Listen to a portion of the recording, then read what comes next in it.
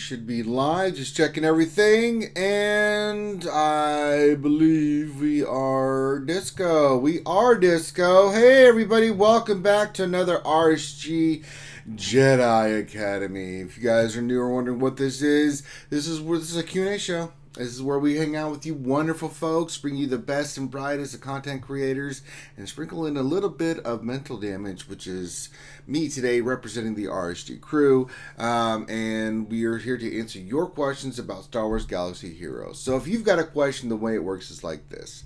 You have a question, we got some answers for you. All you need to do is put your question into the chat. Make sure you put question in front of your statement, because if you don't, I'm not going to catch it, and then that's on you, not me, so don't be angry.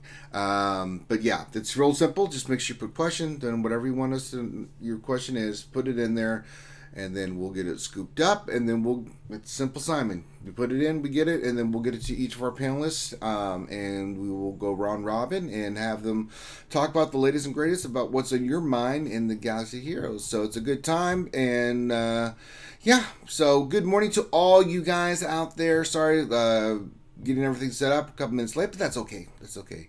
That being said, let us introduce the wonderful panel that we have for you guys today. So go ahead and get your questions going in. Be kind. It's just a little old Ranger J 1999. So be gentle with me if you don't mind.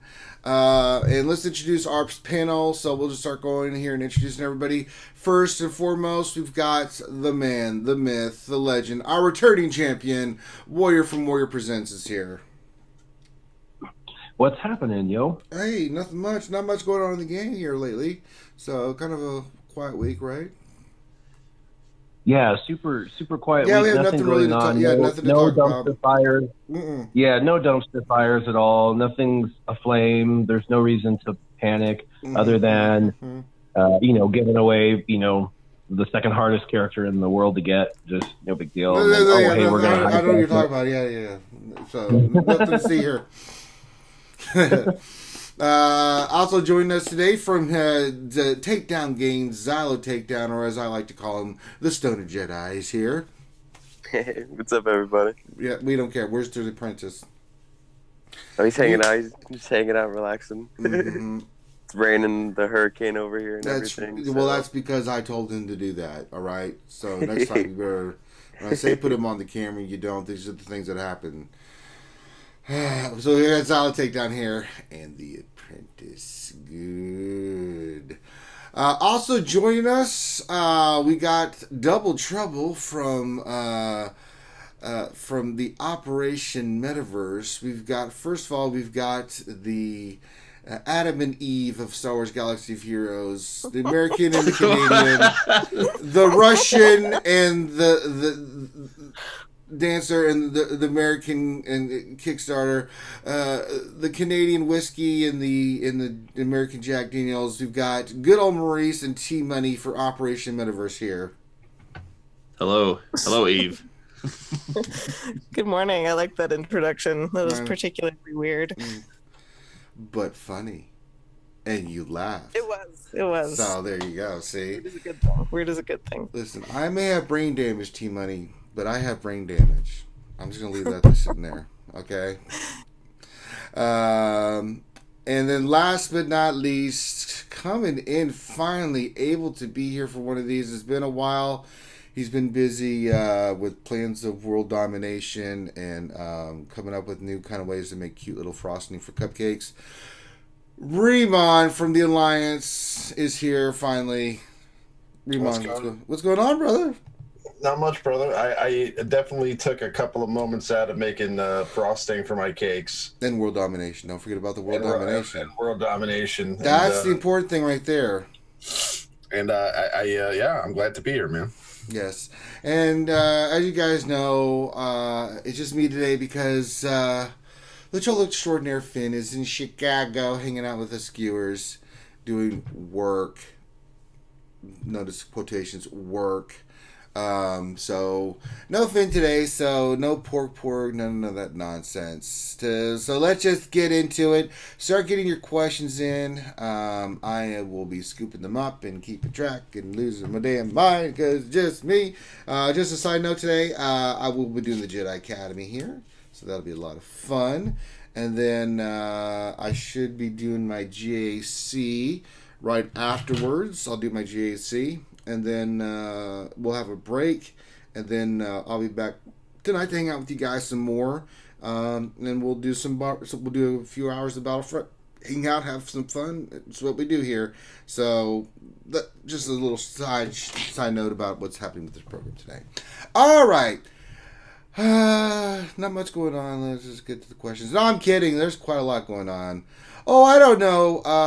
Anything in particular you want to kick off? What's on your mind with the great panel we got today? Yeah, well, first off, I mean, I love everybody, but Ramon, come on, you guys. Are we serious? This is amazing. We got one of the OG original gangsters from YouTube. Like, if you started playing this game 4 years ago when it first launched, and you said, what am I doing? And you went to YouTube to figure it out.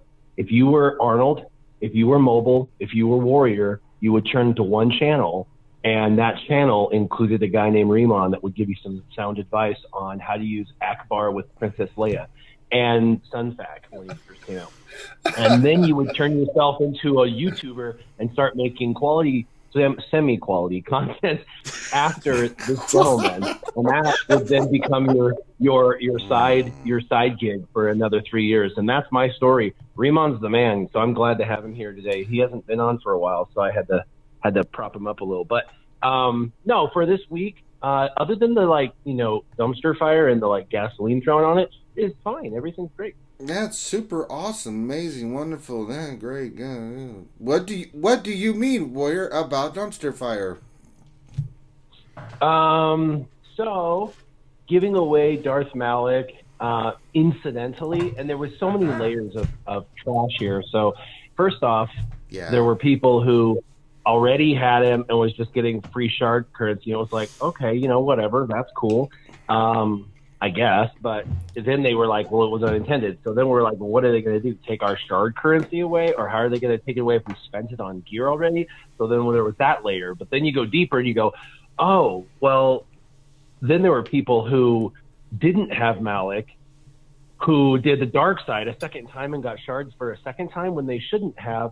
And they were able to unlock him without ever having to complete the light side because their light side was trash. Mm-hmm. So then because the dark side is way easy compared to the light side. Oh, yes. And so all of a sudden there's a bunch of unlocks, and those people spent a bunch of money on gear and blah, blah, blah, blah, X, Y, and Z, and they just totally took advantage of it. And so now they have Malloc when they shouldn't. And then there's a whole nother layer of people who are at 5-star and 6-star who are able to do the left or the right, the light side or the dark side, to get extra shards, to not have to worry about get currency. I mean, there was 3 layers to this dumpster fire. It was like a cat burning inside a rhinoceros that was inside of an elephant. You know what I'm saying? It was like a triple layer turd bomb. That's a lot of animal flesh burning. That's a good point. Yeah, and it was just all on fire.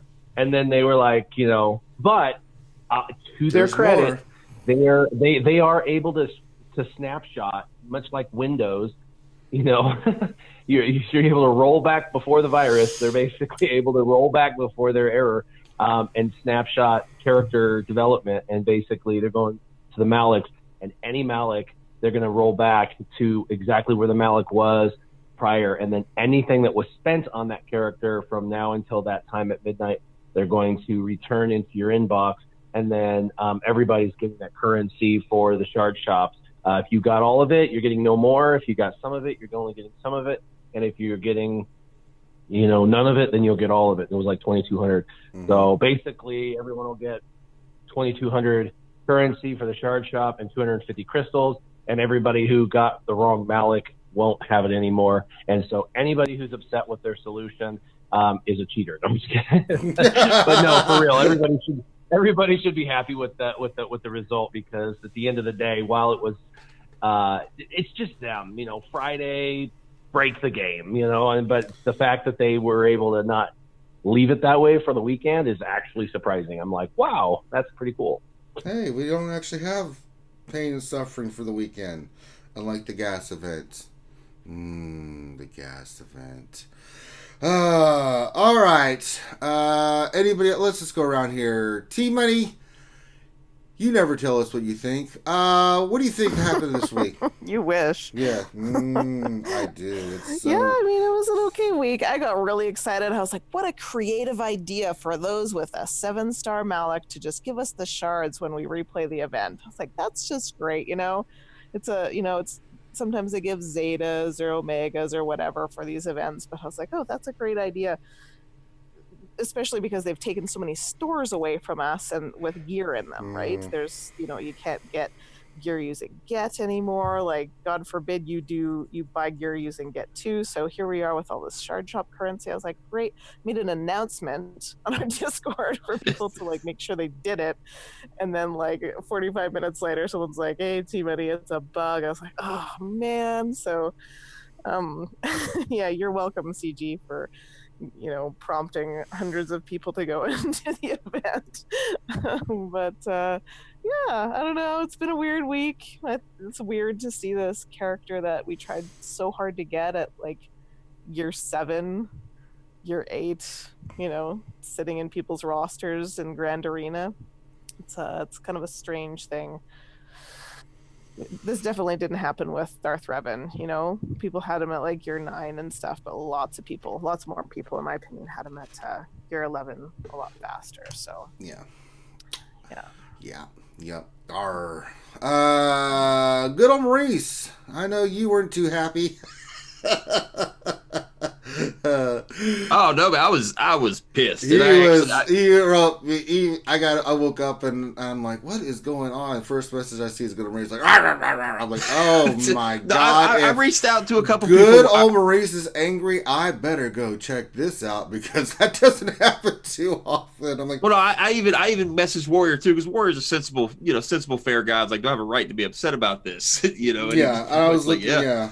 And it kind of fueled and just spun, and I don't know. Because just like Warriors, it affects everybody.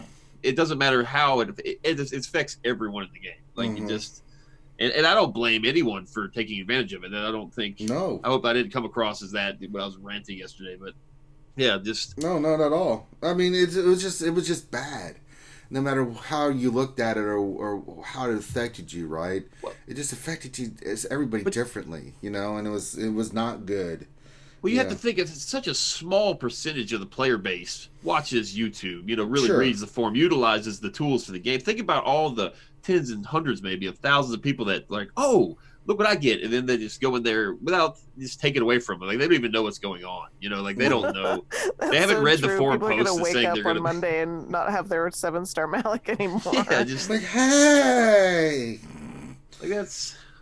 I don't know. I mean, if you're not super savvy and utilize the tools all over the place, you have no idea what's going on. You think that's the way it's supposed to be. You don't even realize it's a bug. So it's unfortunate. Yeah. We'll see. Have they revoked? I didn't fool with it at all. Like, have they gone back in and fixed it yet? They put a post out about what they're doing. They haven't actually fixed it yet. I know they took the event down. Okay, I was just curious if they've gone. Yeah, they did make a post. They did say there was a bunch of stuff in there. It came last night. I was watching Urz's stream, and Urz was going off. It was fantastic.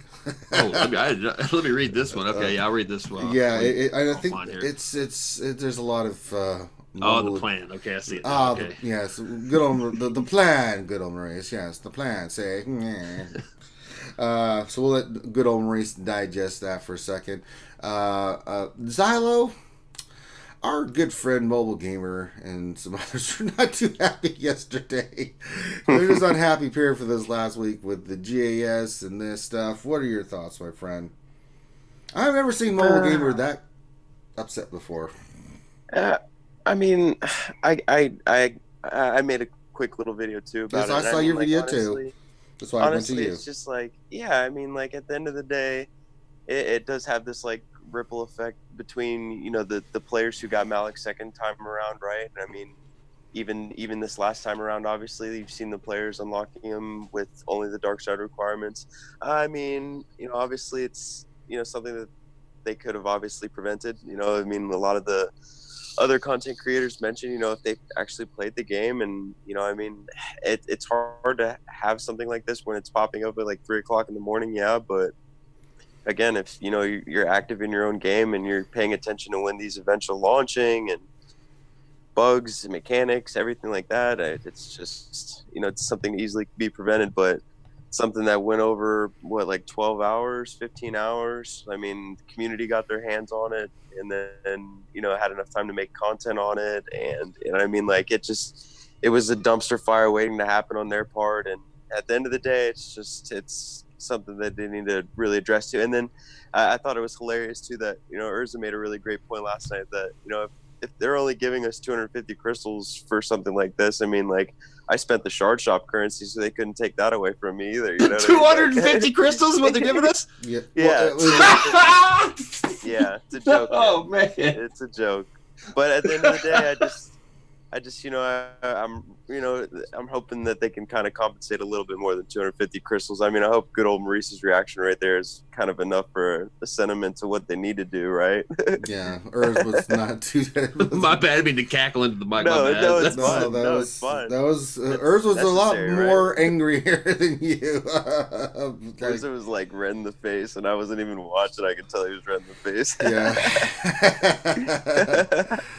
It's just bad. It's just bad. I think Urz made a great point about it. It's like, you know, it's like bad things happen, communication, then nothing comes out, then you take money, and then no communication, and then no more communication, then something bad happens, gets something, but it's only related to the bad communication, and then, or bad event, and then nothing, and then, like, you keep doing this stuff, and you expect us to have goodwill and everything. Well, and not even just that too. Like, let's just look at other mobile games right now, like that have come out within like the last couple years in general, right? Like, I'm not going to reference anything in general, but other mobile games are more rewarding when there's bugs or delays or server crashes or anything like that. You know what I mean? There's way higher rewards, and if you look at the money and the currency that, you know, balancing what they reward us in game for their faulties, right? I mean, at the end of the day, these guys made like $10 million last year or this year, right? I mean, No, they could monthly. be a little more Monthly. monthly. Oh, okay, yeah. So I think they could be a little more gracious with some you know, more rewards on their part. You know what I mean? Like on errors, especially like this, right? Mm-hmm. Well, I mean, after reading this, that's not a terrible plan that they have. It if anything, they've learned this could be a lot of work for them. So I mean, they've probably learned. But I mean, like 250 crystals is a joke for all of it. Like, it's give us a 20-pack For what? Yeah. What do we do for 250 And the shard shop currency crystals? too. Like, I mean, like with the amount of Is value it of shard shop emotional currency. compensation for not having your shard shop currency back? I don't know. I don't think it's that big of a deal that we need. Oh, I mean, like, I'm saying the to amount be we got in longevity compensated. to players like unlocking. Well, I don't understand the shard shop currency. You know what I mean? I just like for people that have a 7-star, if you didn't get the event, you get shard shop currency. It's like 2K What? shard or 2,200 shard shop. Why currency. are I you did both giving of them, that? yeah. I mean, I'm someone that has 7 stars and would benefit. And I'm like, why are you giving that to me? That doesn't make sense. No other player is getting any kind of benefit from the event for shard shop currency. Is it just because it's too hard for people that already had shard shop currency? Because they even said in there, if you already took advantage of it, you get nothing. So they're not taking away that. So 7-star people that have 7-star Malloc are getting that benefit, but anybody that didn't have an unlock or that have an unlock and stuff, I mean, they're getting it taken away. It's a confusing post about like what they're trying to do. Like, you know what's better than shard shop currency would be a free cryotech. Just give us a cryotech. yeah, why not? You That know? would be Yeah, super. we'd all shut up for that. That's for sure. Yeah. For my gas. Yeah, no one would be like, you gave me a free cryotech. How could you? I would consider that more than a victory. That would be like they'd be like, you know, better than you were yesterday. You know. I just think it's a compounding thing. You know, the gas event, if everybody, last weekend we had a, oh my God. It took me 15 hours to get. I know it took Mobile Gamer an extraordinarily amount of time. So you had everything that happened on with gas. So there was a lot of ill will toward CG already, and then this happened, and that just exacerbated, I think, what was already a sentiment in the community. We've had a lot of people, that have left the game. It's just too much, right? So it just makes me wonder, like, and I don't fault CG for stuff. Stuff happens. Like, I wasn't upset like this happened. Bugs happen, right? The problem is, why is it happening consistently? And two, why can you not afford people to be there, at least a night shift? Somebody sitting there that's like monitoring stuff, that in case something happens, we don't have to wait 9 hours after the event launches before we get anything, to get some kind of response before you have 9 hours. That's forever in a game when something bad's happened, where there's no response, there's nothing. And it's crazy for me to think that that they don't have somebody just sitting there just in case something goes poo-poo, that they're not there waiting to be like, uh-oh, we got a problem here. Houston, we have a problem. It's not like that. It's like, Houston, we have a problem. I mean, 9 hours, by then the astronauts are dead. They're floating up in space, because you're like just coming in like, well, we got our coffee. I don't know if it's based on like when, just because we had events there and we happened to be there at the time, or if that's the way it always is. But there typically is always people there like really, really late at night. So I mean, like I'm assuming that maybe just more than that. Maybe the people that were there weren't prepared to pull the event. They didn't have the tools to do that. I mean, I don't know. Maybe more than you, but usually, like, if you're there at like 11 or 12 o'clock at night, there's still people there. I maybe not at like 4 o'clock in the morning, but there's usually people there late. For me, it's just I question. It's the question I think that we all really wonder sometimes: is, do these guys play the game? It's a great question. Let me tell you that there's not an event dropping. Like, if I was working for the company, there's not going to be like a big event dropping that I'm not going to be clicking on those buttons and seeing what happens. And that's the surprising part to me. As you said, Rangers, that not only did they not respond, but take a step back from that, they weren't in the game pushing those buttons. Like, I don't know. I would expect these guys. So many people in this game love this game. They're obsessed with this game. They're in this game all the time. Why weren't there folks pushing the buttons, playing the game, talking to their guild, interacting with the community before bug reports were issued? It's just strange to me. We're Star Wars fans. Yeah, and the tags were all over social media. Are they not Star Wars fans? They say they are. No, they are, but it's like, I do question sometimes, do they play this game? After doing the gas event, I'm convinced that I don't know what they play. Because give me start on the gas I would event. love to see footage of the head of this company passing that event with the recommended with their account, awesome. with their account, with their own money, with them in there, going in there with their Gear 12 characters, with their own mods, They probably have to wait till the second time it comes back. I know, the fourth time it comes back. Yeah. Many of them play the game, and every time I've ever like chatted with them when we stay there, Ramon knows this. We like sit across the street from Capital Games and we eat lunch or something. They'll pull out their account to show us their development, because we always ask me like, "Where you at?" And they show us, and it's like that person who never watched YouTube, and you're like, "What happened?" And you're like, "Oh my god!"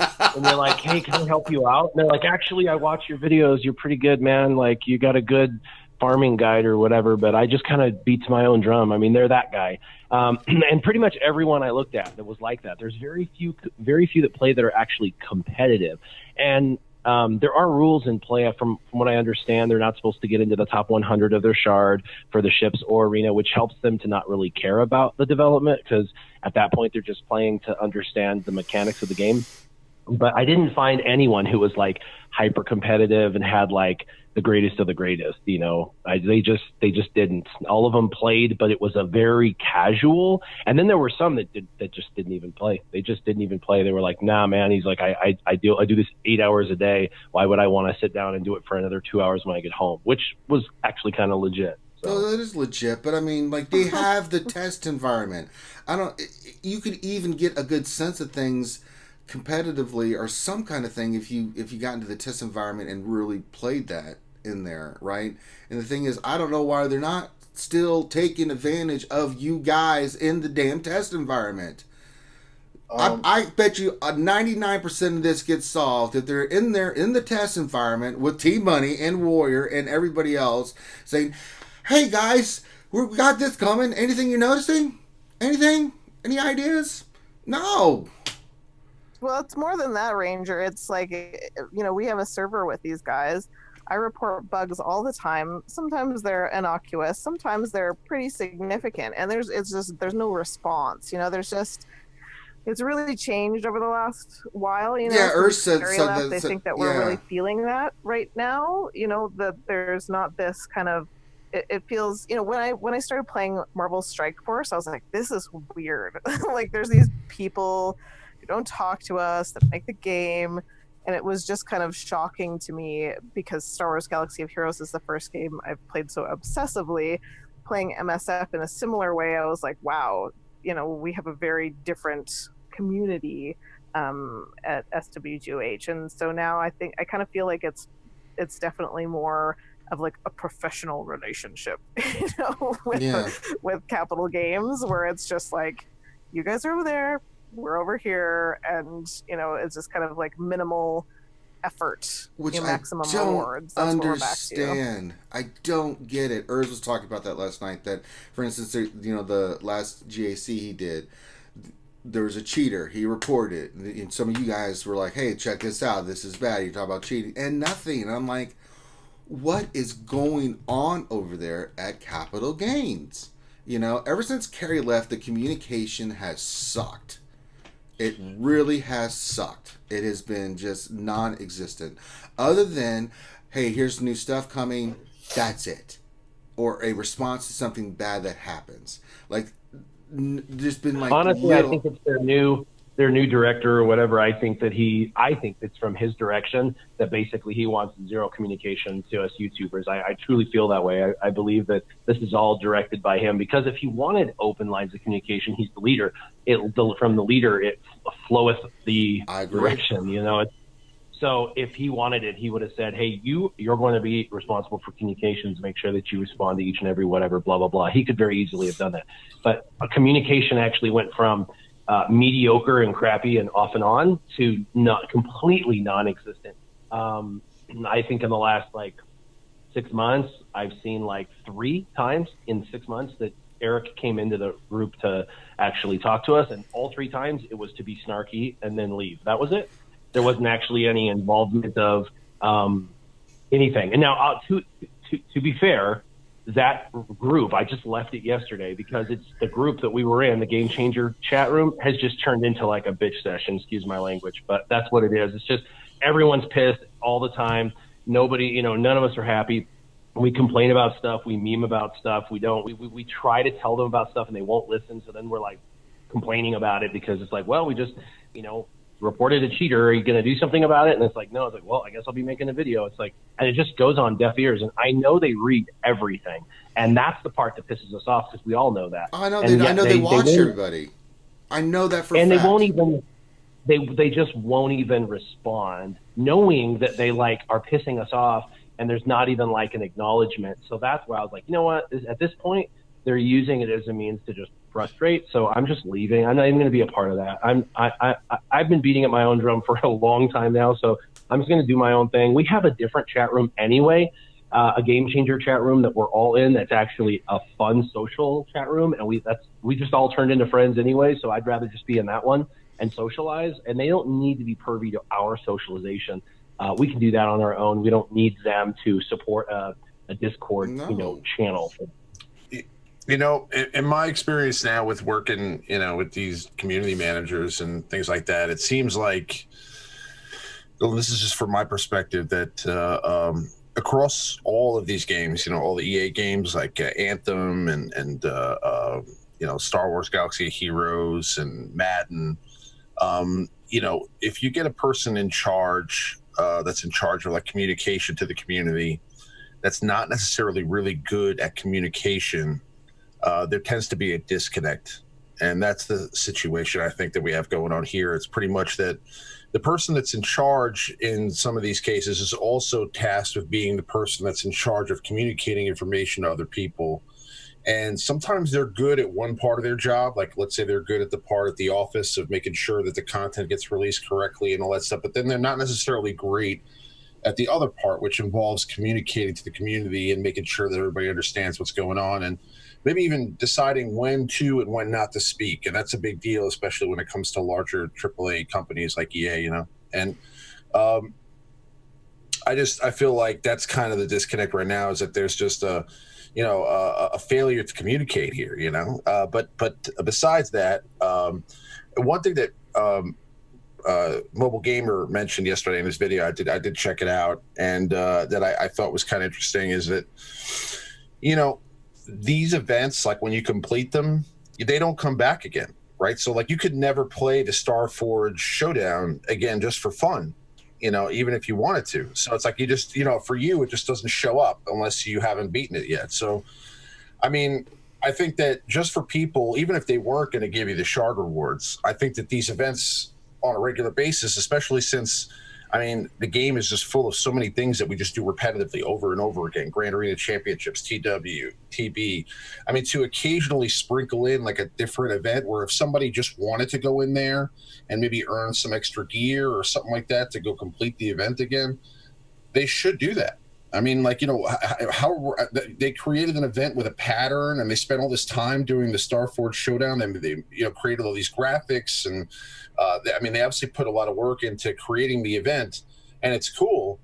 But just for you to be able to play it one time and then never be able to use that content again, I think is kind of a waste. Yeah, they should find a way to kind of let people play it again, especially if they want to. Maybe make it not something that you have to do, but something where like. Well, remember they did do that. So they broke their own rule. They already said, if we bring out the event again, we're going to break it. We're going to screw things up. So we're going to make what's called a Mythic Event, which is going to be a new event, but technically it'll be like the same event, and we'll create some new tiers, but the original tier will be the original battle, and then we'll make some new fun tiers, and we'll give some greater rewards, but we have to build it separately so that way we don't accidentally give away shards of the character a duplicate. Like they said this years ago.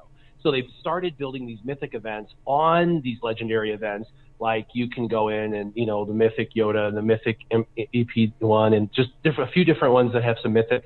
And then they just stopped. And so when I saw this with the free shards, I wasn't the only one. There was a bunch of us who had messaged them and said, you're going to break the game. Like, this is showing in my events, and it's not a mythic version. It's the original version. It's going to break the game. And they didn't. This was a day prior, and they didn't say anything. They didn't communicate anything. They just continued to ignore us. And they knew this. They had people who worked for them that unequivocally knew this would break the game at least a couple years ago, because they told me to my face this was going to happen. That's why the whole mythic thing was created. But they have given up on mythics, which is why I think it has fallen away as something that they remember, because they don't do mythics anymore. They don't build mythics for all their events, so they're having a hard enough time bringing out new content, let alone bringing out new content of old content. So, but that was their original fix, was you have to create a new version of the event, even if it's the same event, or at least one of the tiers is the same event, and then you have to create the new structure of rewards. So they just should have known better. Yeah. All right. Finn, I see you in here. You can't just sneak in here without me seeing. I see all. Finn, what are you doing? Are you just in here listening? I'm listening because I'm in the car with Cybershark right now, so I didn't want to talk because the connection might go in and out. No, what are you two lovebirds up to? We're heading to the mall. I had my day of work earlier. I was there for a couple hours. I had to do some observation and notes and stuff, and now I'm done. So now we're gonna go hang out. Work. Yeah, so I'm listening, and I'm pretty sure if I said my opinion, everyone would disagree with me. So we would kill you, Finn.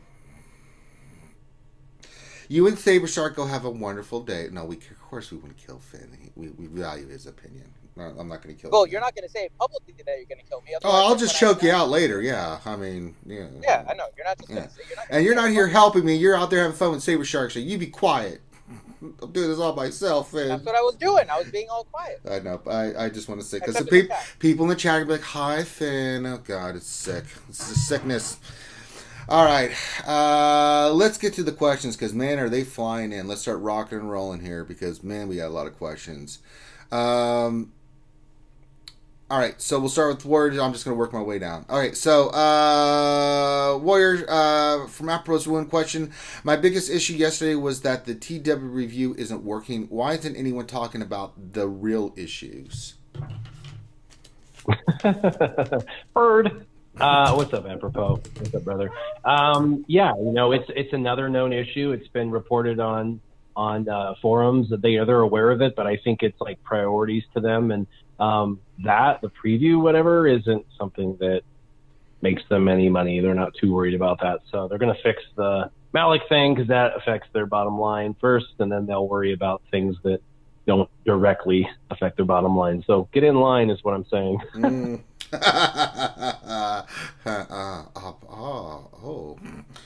All right, let's see here. T-Money, we'll go to you next. Question from Paparazzi, and Paparazzi's question is, do I gear up my General Anakin team ASAP, or only if needed for Arena, and just hoard for Jedi Ray? Poor Paparazzi. I've already answered this question for her in our server. Oh, really? I think that General Anakin is going to be great. I use a lot of characters under geared. I was just talking to someone about, unlocking 3PO and Chewie. Those guys can be unlocked and usable on a CLS team at 5 stars, no problem. General Skywalker is a little bit different just because of his mechanics of topple and, wanting to have a lot of protection on him to allow the clones to kind of go nuts behind him when he's while he's up and protecting them. But, I think it's definitely worth a gear. He's certainly got a narrow number of counters, so if nothing else, he's going to be great in Grand Arena for people, and just kind of gradually get him up. I think he'll be more usable at 6 stars. I think people can get him to probably 60 or 70,000, even protection at 7 stars with the right, 6 stars with the right mods. But it's going to be at 7 stars where he's just so tanky. That's why he's so good there, because he hits so hard, yes, but he's also so tanky. So he just gets in front of that squad for so long. But yeah, I've got them, all my favorites list. My clones are going to gear 13. I'm going to take Ahsoka first because her ship is just fantastic and essential for the negotiator. So she's going to go first. And then I'm going to do, Anakin at the same time as those other guys. So many crowds, but yeah, that's where I'm at. And then Paparazzi says, what's your preferred acronym for General Anakin Skywalker? I don't know. I think she wants me to say Granny. That's what she's pushing for. Granny? But I like Sky Guy.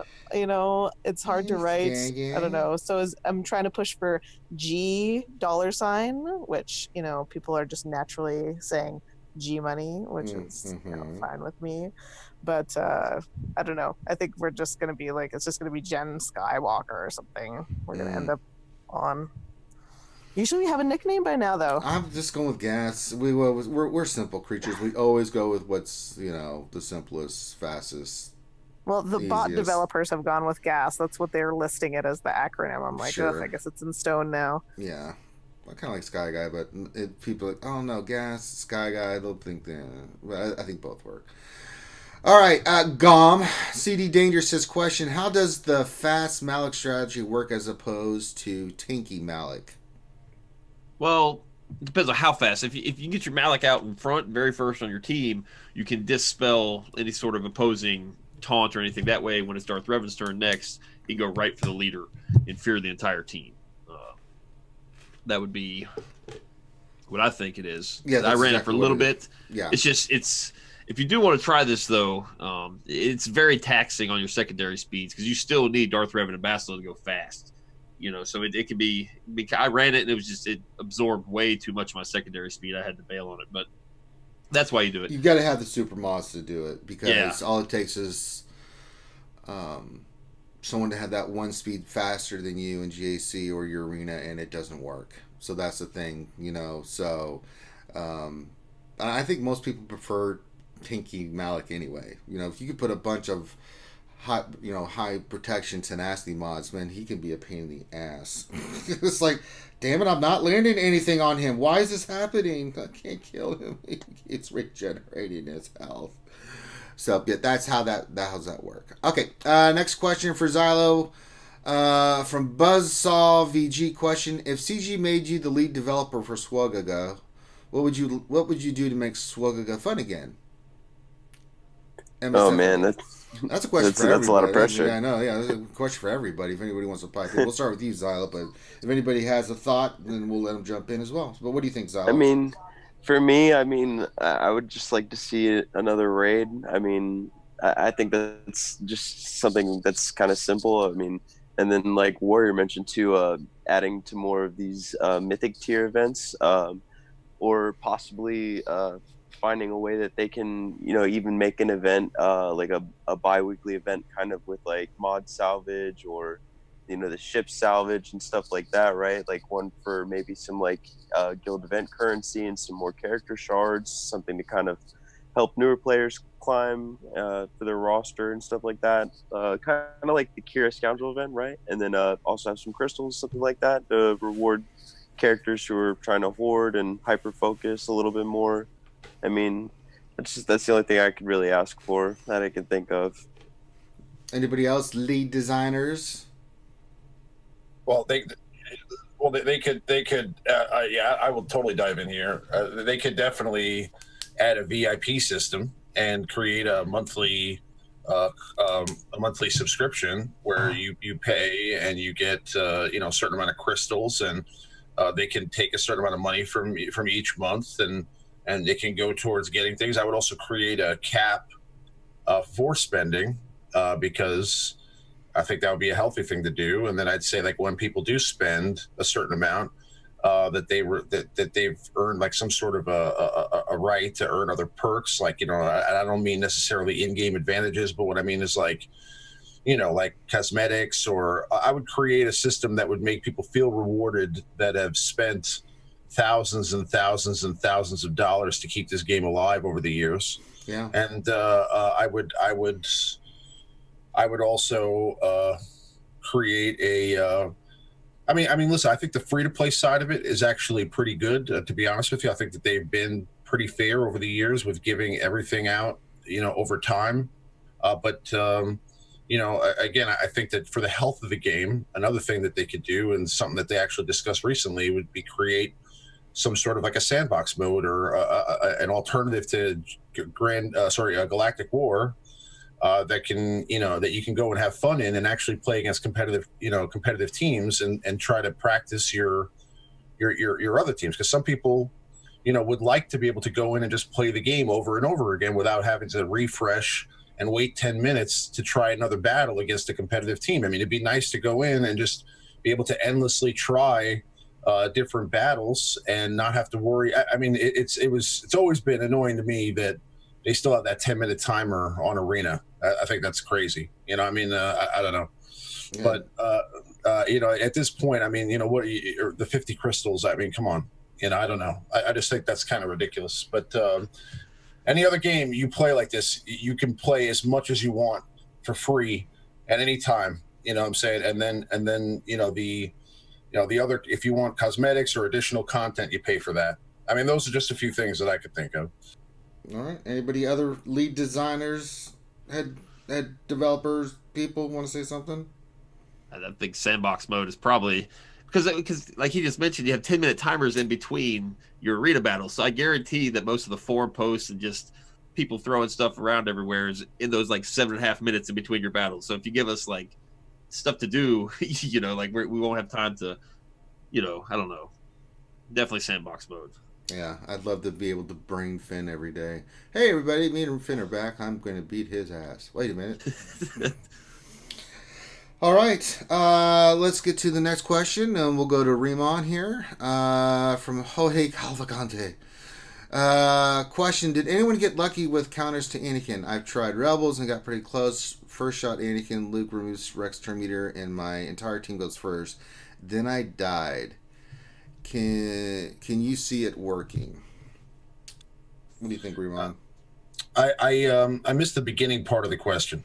Did anyone get lucky with any kind of counters for Anakin? He says, I tried Rebels, got pretty close. That first shot, Anakin, Luke removes Rex turn meter, my entire team goes first. Then I die. Can you see it working, Rebels? I don't think so. Not when Anakin. I mean, is this against a 7-star Relic 7 Anakin? If it's a 7-star Relic 7 Anakin, I don't think anything's going to beat that right now. Especially when ARC Trooper comes out. So whatever counters you're working on at the moment are going to have to be altered again when the new character comes out at some point. So, I mean, it's kind of tough to say right now what'll work, but I think that your best chance is probably going to be some combination of the existing meta, like something to do with Revan. Yeah. I remember this watching Mobile Gamer and Arnold's test on Sunday. Go ahead, Warren. I have a 7-star, not me, but on my shard, a guy that has a 7-star Relic 7, General Anakin, and then he has all the clones with it, and it's like the future meta team. He's got Ahsoka because they said Ahsoka for now until the new ARC Trooper comes out, but everyone's Relic 5 or above, and General An is Relic 7. And I'll tell you, there's only 2 teams I've used that I could beat it with. My Rebels and my Darth Revan. Surprisingly, my Darth Revan was the counter. My Rebels were like a 33% win rate. Sometimes I can get through his protection in time, and then in the topple, just trash the team. And then sometimes I couldn't get through topple in time. And so a critical avoidance arrow is going to be a make or break if you have a 7-star General Anakin. So for you 30 people that are listening potentially, that's what you want to do is a critical avoidance. For everybody else, don't tell them because that'll kill this team counter. And then the only other counter that I got a higher win rate with, which I got about a 75% win rate against, is my Darth Revan team. And I absolutely needed Sith Marauder because he's more durable. He revives himself, with all the health steal that he's got. And he just does a lot of damage. The thing is, you've got to do a ton of damage quickly to topple, and then you've got to be able to just destroy when he's toppled. So the one I go in, whenever he's sitting in first, which he sits there a lot, like he's always in first, second, or third. That's it. He has not been moved out of the top 3 slots at all. And the only people on our shard that are pushing him out of the first or second are Darth Revan teams. And so these are people with like a R7 Malloc. These are people with, like a S3 and above Sith Marauder. So, and it's possible you do lose sometimes though, because his counter. So that's the thing. He counters, if he's got that Zeta for the counter, 100% counter, and he does a lot of damage. So my thought was, if I was going to be building them, I know that everyone says, build him all tanky with tons of protection, and that's what he's doing, but I'm winning. If he had a critical avoidance arrow, and because he didn't worry about speed, he just worried about like not getting critically hit, and then he put in a bunch of offense, like 3,000, 2,500, 3,000 offense, I wouldn't be able to win because it comes down to 1 versus 1 at the end every single time, and he's one-shotting all my characters at the end, and that's the thing. If he would crank up that offense a little more, but he focused on protection, which kind of sort of makes my Rebels team not work as well, but it makes my Darth Revan team still a successful counter. If he just didn't care about protection and cared more about doing mad offensive damage, that 100% counter chance, he doesn't need to be fast. He just smashes everybody every time they try to take him out. And so anyway, those are my thoughts on General Anakin for both on the offensive side and defensive side. All right. We'll get back to you, Warrior, with some serious. We got some silly questions, but we'll get to you, Warrior, next. But Jedi Gunnies 1216 says, question around the horn: who has started playing Dragon Champions due to Trainwreck? That is SWGOH. Anybody here playing Dragon Champions? I'm not playing. No. No. Yeah. It's the same game. I don't know. You know? So I haven't even touched it. So you know, everybody tries this all the time. When we get mad at Star Wars, they try to find some other like random, you know, indie game to play, and the problem is it's Star Wars license, man. I mean, there's, you know, you love the characters. That's why you play the game. It's tough to care about that other game, you know. yeah. It's a good point. All right. Prayers Aegon says, question, Ramon still plays the game? Yes, he does. He still plays the game. I don't know if you knew this. You know, although I'm far less competitive, I still play, yeah. Yeah, well, yeah. All right. And then last one, paparazzi question for Ranger. You always say last but not least. Who is last and least? Oh, goodness. I'm definitely the least. Yeah, the least. And then the last would be, me. No, Finn. We'll say Finn. Because, damn Finn. All right. So, question for you, Warrior from Solar Warden question. I was 60 out of 100 for Malloc and geared him up. What if CG rolls back my Malloc to, let's say, 0 out of 100? I'm not sure what he's trying to say here. They are going to roll that back, right? I'm not. They did say that. Am I crazy? I'm not trying to. I know what they said on the post. Yeah, so let's get a little bit more specific there, Solar. I'm trying to figure out what you're trying to say here, brother. And basically, long story short, it's just gonna roll back to a certain time and date where you had your Malloc at. Yeah. So you had your gear back and stuff, right? Yeah. So that was in there. So all right, here's kind of like how they gave back your gear and your materials for Sith Assassin back when that happened, right? Mm-hmm. Okay. So we'll go to this one question. This is actually a question for you, Warrior. Donnie P question for Warrior.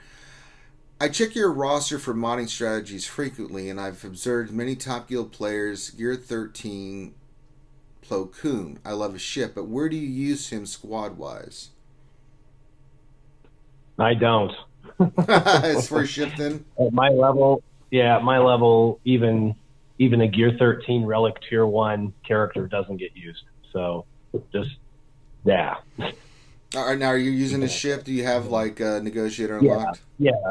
Oh yeah. So I got negotiator 6 stars, working on my 7th star. It's definitely meta. I slaughter rebels. Most of the rebel ships have a hard time climbing now. And I've been using Plo since the beginning. Plo, I've been using Plo for years. In fact, I made 2 videos on Plo Koon's ship. One was a few years back when it first came out before Ships 2.0, and then I made another video after Ships 2.0 because they changed some of the ship's abilities, and he was one of them that had ability changes. And his ship was better before the Ships 2.0, but I made videos on him. I loved him. He was one of those ships that big secret in the game, like nobody knew or cared about it, but if you used it, you realized how overpowered it was. And it's amazing. It's a difference maker between winning and losing in the new meta. All right. Next question will go to Captain TR. Should be needing to get a question here. From our good friend Helenix. Says, question, is anyone else having issues accessing the stats table of the previous TW? I've uninstalled, reinstalled the app twice, and all I get is the spinning wheel of death. Is there any kind of bug that I'm... T-Money, you're kind of tuned into this stuff. Is there something going on with TW? I've had a couple people say something about TW. Is there a bug with that or something you're aware of? Yeah, no, I've heard that. Somebody said that, at the beginning. I'm not sure what's going on. We have a new bot that we use for TW called the Hot Bot, and that stores all of our stats and everything. So I'm super spoiled. I don't even go and look afterwards anymore. Used to go and take screenshots of everything or a video of the whole board, but. So, yeah, I'm a little out of touch with that. Maybe chat can let us know what's going on. Yeah, I was not aware of anything like that. So, if you can let us know, that'd be... T-Money needs what to know it this is, thing. It's the preview phase. It's broken. It's just a spinning wheel for some people. I have not personally experienced it, so I think it's, again, a bug in the game. No. Yes, it's a bug in the game, and it only affects certain devices. So I don't, because I didn't experience it, and apparently you two didn't either, or you would know exactly what he was talking about. Because you go in on a preview phase, and it's just a spinning circle, and it's all grayed out behind. You can't see what's going on. It's there's not a viewable. That's what's going on. That's not good. No, that's not good at all. Oh Lord. Well, hopefully that doesn't affect the actual TW. That would suck. Oh boy. Next question for Gam. Question: I took Friday off work because of the short event timetable. Spent the day remodding. We're planning to get Malloc. Are they going to take it away from me now? I think we've answered this. They are going to take it away from you. Yes, they're going. There's a post of what they're doing. So, all right, let me go to the next question here for you. Well, it's coming back too. So yeah, it is coming back. Yeah, if you geared up the But stuff, still, like that event takes so long to get. That's what I was thinking about. The people who got him, and now it's going to get reversed. Those are the people who need to get like, what, 10, 20,000 crystals? Like, can you imagine getting light side and just being like, yes, and then. Like, I see. There's a bug in game, so we're closing the event. It's like, what? Like he didn't know it was bugged. He just played it to play it for real, and it took him. Yeah, unlocked Malloc for the first time, and now they want to take it away. Yeah. Yeah, I see. Yeah, that's from a positive point. At least you can, you kind of use what gear you didn't need. Maybe you know what I mean. Put that gear somewhere else, right? I think if you got him unlocked, RNG, I think you know. Yeah, I think if you got him unlocked 5 stars, I don't think they're taken away. I think it's if you had the character and got extra shards. I don't know. The post is a little bit. I'm not 100% on players who unlocked him this go around, but from what I heard, like the players who double dipped on Darkside, for example, all those kind of players are going to roll back to where they had Malloc from a certain time and date, and then players who invested resources in him, same thing, is going to roll back any gear that you've invested in Malloc. And then I don't know about any of the Old Republic or the characters, the required characters, if they're going to roll back anything like that. I would just advise forwarding right now if you're either going for them, you know what I mean? Like just to avoid that recall or anything like that. And then again, you got 4 extra days on an event, and there's not many times where you get that extra advantage where you actually know a big event like that's coming, right? So you get an extra couple days, right? I mean, if you were struggling with the requirements, right, it'll help those players as well. All right. Next question will go to you, Xylo.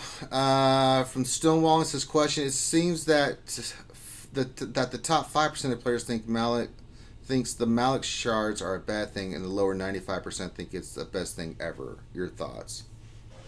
I could see the reward aspect of it, like they messed up, and you know what I mean, like finders keepers, you know what I mean, kind of thing, right? But at the end of the day, it is kind of discouraging. I mentioned that, in my video too, that I mean, like the real benefit is the players who didn't get him, or who unlocked him the second time around and didn't have to dump all the get into him and got all the extra shards, right? Or again, the players that double dipped on Darkside, you got all these extra shards. And, it's just not as rewarding to the players who invested in the first time around or, did that extra jump the second or third time around, spent a little bit of money either time you went into the event. If you spent money, you know what I mean? It's kind of disincentivizing to spend money, right? Or discouraging in a sense. And I mean, at the end of the day, it's also, it's a loophole. And I mean, like, utilizing a loophole to get ahead in the game. You don't want to feel that way, right? You want to feel like you did the work and you earned it. You know what I mean? And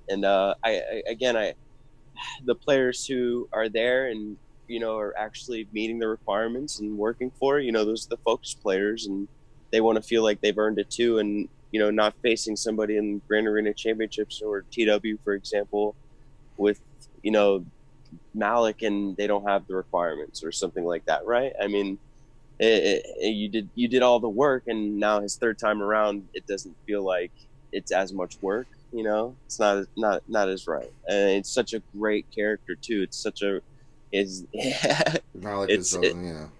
shouldn't be so accessible, I should say. So all right. Next question for Ramon. From Darth Sign in 1972 says, question for Ramon: are you going to gear 13 your stick Ray? Laughing out loud, in all seriousness, Ramon, since you're predicting episode 9 to be the new meta, are you taking Resistance in First Order to gear 13? And if so, who are you taking? I don't know yet, honestly. I mean, about the you definitely stick Ray to gear 13, that's for sure. But I mean, like as far as like the resistance stuff, I mean, I'm not necessarily certain that they're going to pull out Rose Tico for the event, but I'm thinking that if there was a character, if they thought about it, I mean, I'm just thinking, like, if I'm trying to think smart here, like, okay, who do they not have geared up and leveled up that they're going to have to panic and farm and gear up fast? Rose Tico would be the one that comes to mind. So, I mean, maybe Haldo, maybe those are characters that they work on. But I don't think that they're going to use resistance again for an event. But I mean, again, they kind of changed up the way they do things with these showdowns. But usually I don't think they're going to do like a 15 character hero's journey. So, I mean, like, it'll probably be 5 characters. And I don't know if they'll just maybe make it so you play out actions for maybe The Last Jedi on screen to get Jedi Rey. I'm not The Last Jedi. Yes, The Last Jedi. Sorry. Yeah. So I mean, so maybe they'll have like a Haldo and Rose Tico situation, and maybe you have to have Finn. But either way, they would definitely hint at that by releasing some sort of characters, maybe a little bit prior to the movie, that you're going to probably have to have leveled up for the character. They may release like some last Rise of Skywalker character early December, like a marquee that you need for the event or something like that. So I don't know if they're going to do that, but if I was going to go and be prepared, I would work on getting Rose Tico and Amel and Haldo leveled up just in case. I mean, I'm working on Rose just to get her starred. I'm not going to throw any gear on her, but I'm like, I thought about that too. I would at least have her 7-star, or at least work towards it, so that if you need to get her to 7-star in a pinch, like you're not too far away. Yeah. All right, we go back to the top and round and round we go. We had for the question for you, Warrior. Buzzsaw VG says, question: can you pass the marshmallows? Is the dumpster fire smoke toxic? Well, and it's a dumpster fire. I don't know if it's toxic, my friend. But it's always toxic. What's that? It's always toxic. Yeah. Eat at your own peril. Well, we actually had a question for you, Warrior, from Jedi Gunny 1216. He says, Warrior, I started a new account? Yeah, I'm trying to. We worded it wrong. I had to reformulate it there. I started a new account. Does the pillar system change at all with clones or GR with gas in the mix now? So the pillar system, your pillar system. What do you think? What do you think about January, that? And I take into effect the entire previous year, and I make it to the very best of my ability. But it takes me over a month to do the pillar system, you guys. So I don't really truly think people understand it was like 84 hours of work to do that. And I had to put that into a job where I work 50 hours a week. Plus I have, 7 kids living with me and my wife. And so, you know what I mean? Like, it's difficult. So when it comes out, I leave it out for a year. I don't touch it for a year because it's just too much work to be modifying it every time a new character comes out. In January of next year, there will be a new one. And yes, the new one is going to have another pillar, and there's going to be some modifications. I've mentioned it in the past before, but the First Order and Resistance are actually not high priority anymore on the pillar system. They're easy to access and get to for the most part, which is why they were on earlier. But they would be pushed back further and further because Revan and Darth Revan would become priority. It's Phoenix, then Bastila Jedi team for Revan, and then Darth Revan team. And then after that, it's going to be, for me anyway, it's going to be clones and the General Grievous, droid team, those two. And of course, there's other priorities as well. But GOs were always a side priority that I always told people they should be doing with their ship currency and with their galactic war currency, and just on the side. And that ended up paying off tenfold for anybody that did that. But yeah, there's just a lot that would be changed at this point because Darth Revan didn't exist when I made that. Darth Revan did not exist as a character in the game. Malloc wasn't there. General Anakin wasn't there. The reworks to the droids wasn't there. The reworks to the clones wasn't there. I mean, there's just a lot that changes. I can't possibly. I would have to hire someone full time every 3 months to do that, to make it happen. So yeah, a lot of modifications. I think when people ask me questions on the side, through Twitter or Facebook, or if they become a patron of mine and on Discord, I am able to give them a lot of that edited advice. Plus, anyone who watches my Scissorman stream can see how I've modified it to adapt to all of the crazy changes that have occurred over the last, 8 to 10 months. All right. We go to Captain, my Captain T Money. Captain T. Got a couple fun questions here, and then we'll get to the serious question. Buzzsaw says, question, screw 250 crystals. Where are my 3 Clone Wars Chewbacca shards? I think that's what's on everybody's mind there, T Money. Absolutely. Yeah, right, yeah. They set a precedent when they did that, and, you check your inbox, they're not there, you wonder, am I a good person? Oh, goodness. And then Revenair says, what are you going to spend your 250 crystals on? Well, try not to blow it all in one place, T-Money.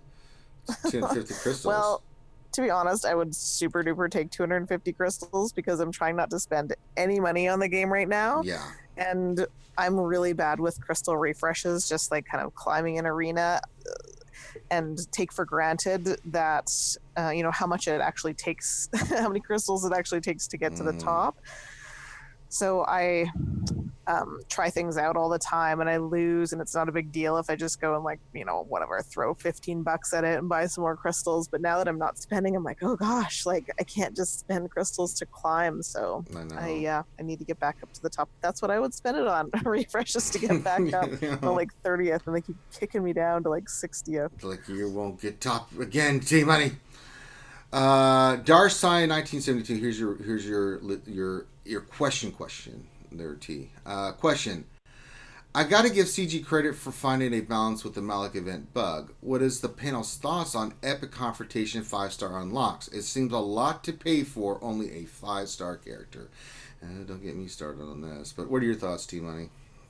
Yeah, I mean, it's pretty garbage, I think the thing that kind of irks me the most is it's hard to get excited about him, when you unlock these characters and you can, build them up and use them in arena right away, and they're just, it's an immediate change to the meta, which is actually really impactful on the community, when all of a sudden, hundreds of thousands of Darth Revans at 7 stars are just Darth Revans at 7 stars are just thrown into arena. That really impacts our community, and there's this big struggle, and it's a mess. It's a complete mess when that happens.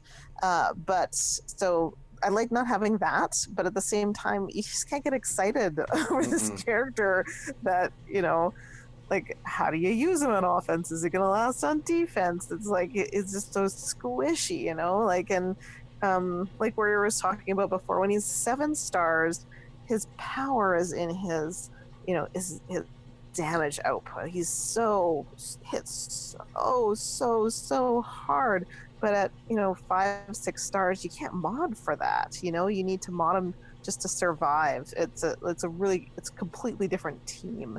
I think at 5 and 6 stars than at a relic, 7 certainly, General Skywalker. So that's the disappointing part, is that we're kind of we can't be oh, that was such a hard event, but look what we got, it's so fun. We should be that was so hard, and let's just talk about that, because we're not even going to gear this character because it's not super usable. I think that we will find a way to use them at 5 stars, and we always do. Right now, I'm just not completely sure how to do that really, really, really reliably, enough to tell people this is how you use him in GAC, and this is the count. I think that I know what counters he's going to drain, but yeah, that's where I'm at with it. Yeah, well, let's not get to the whole get fiasco either. Go ahead. Who's saying something more? Personally, I was just going to say, I think that you could just make him the leader and put some, any leftovers that you have of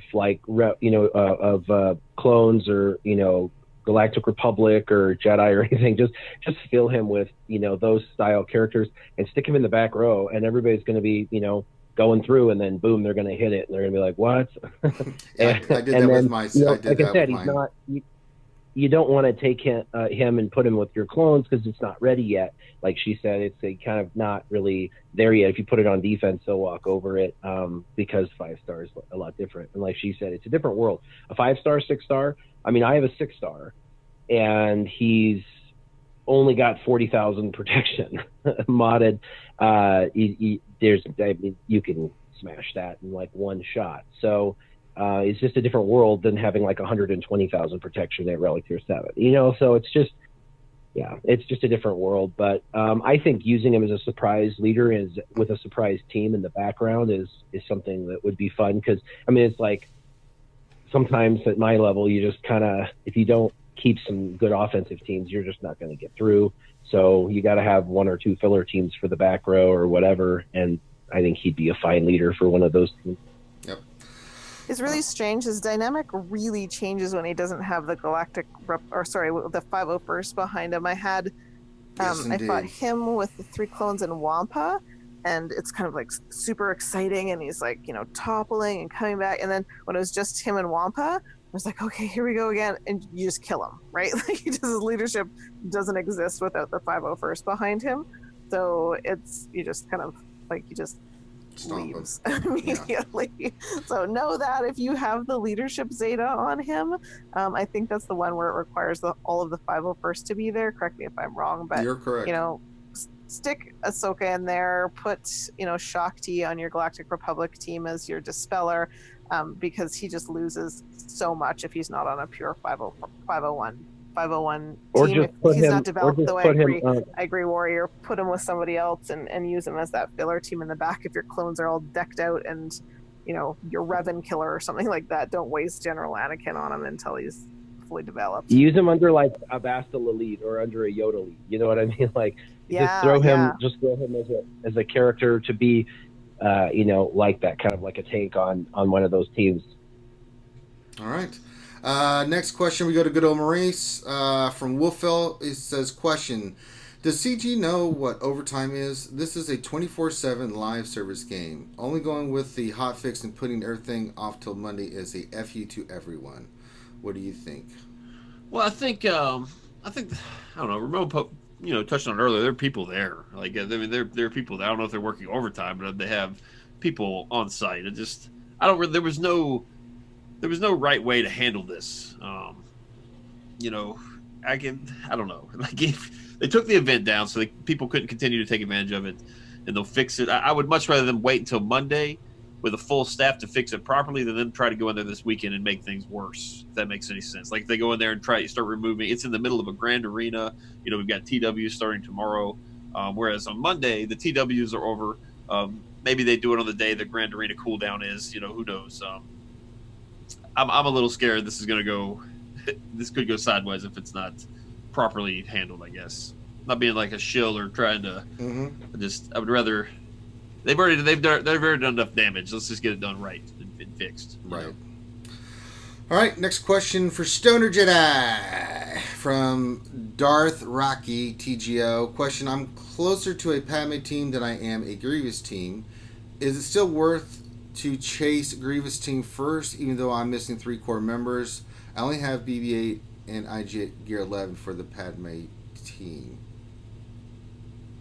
I don't want to just blatantly say, go for Padme because you're closer.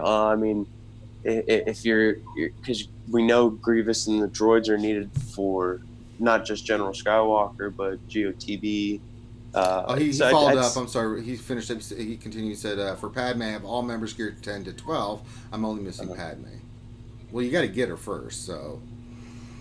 Yeah, I would say if your droids, I would get them into the same position too as well. Then, because at least round up your Padme team and then go to your GG, like hyper focus them.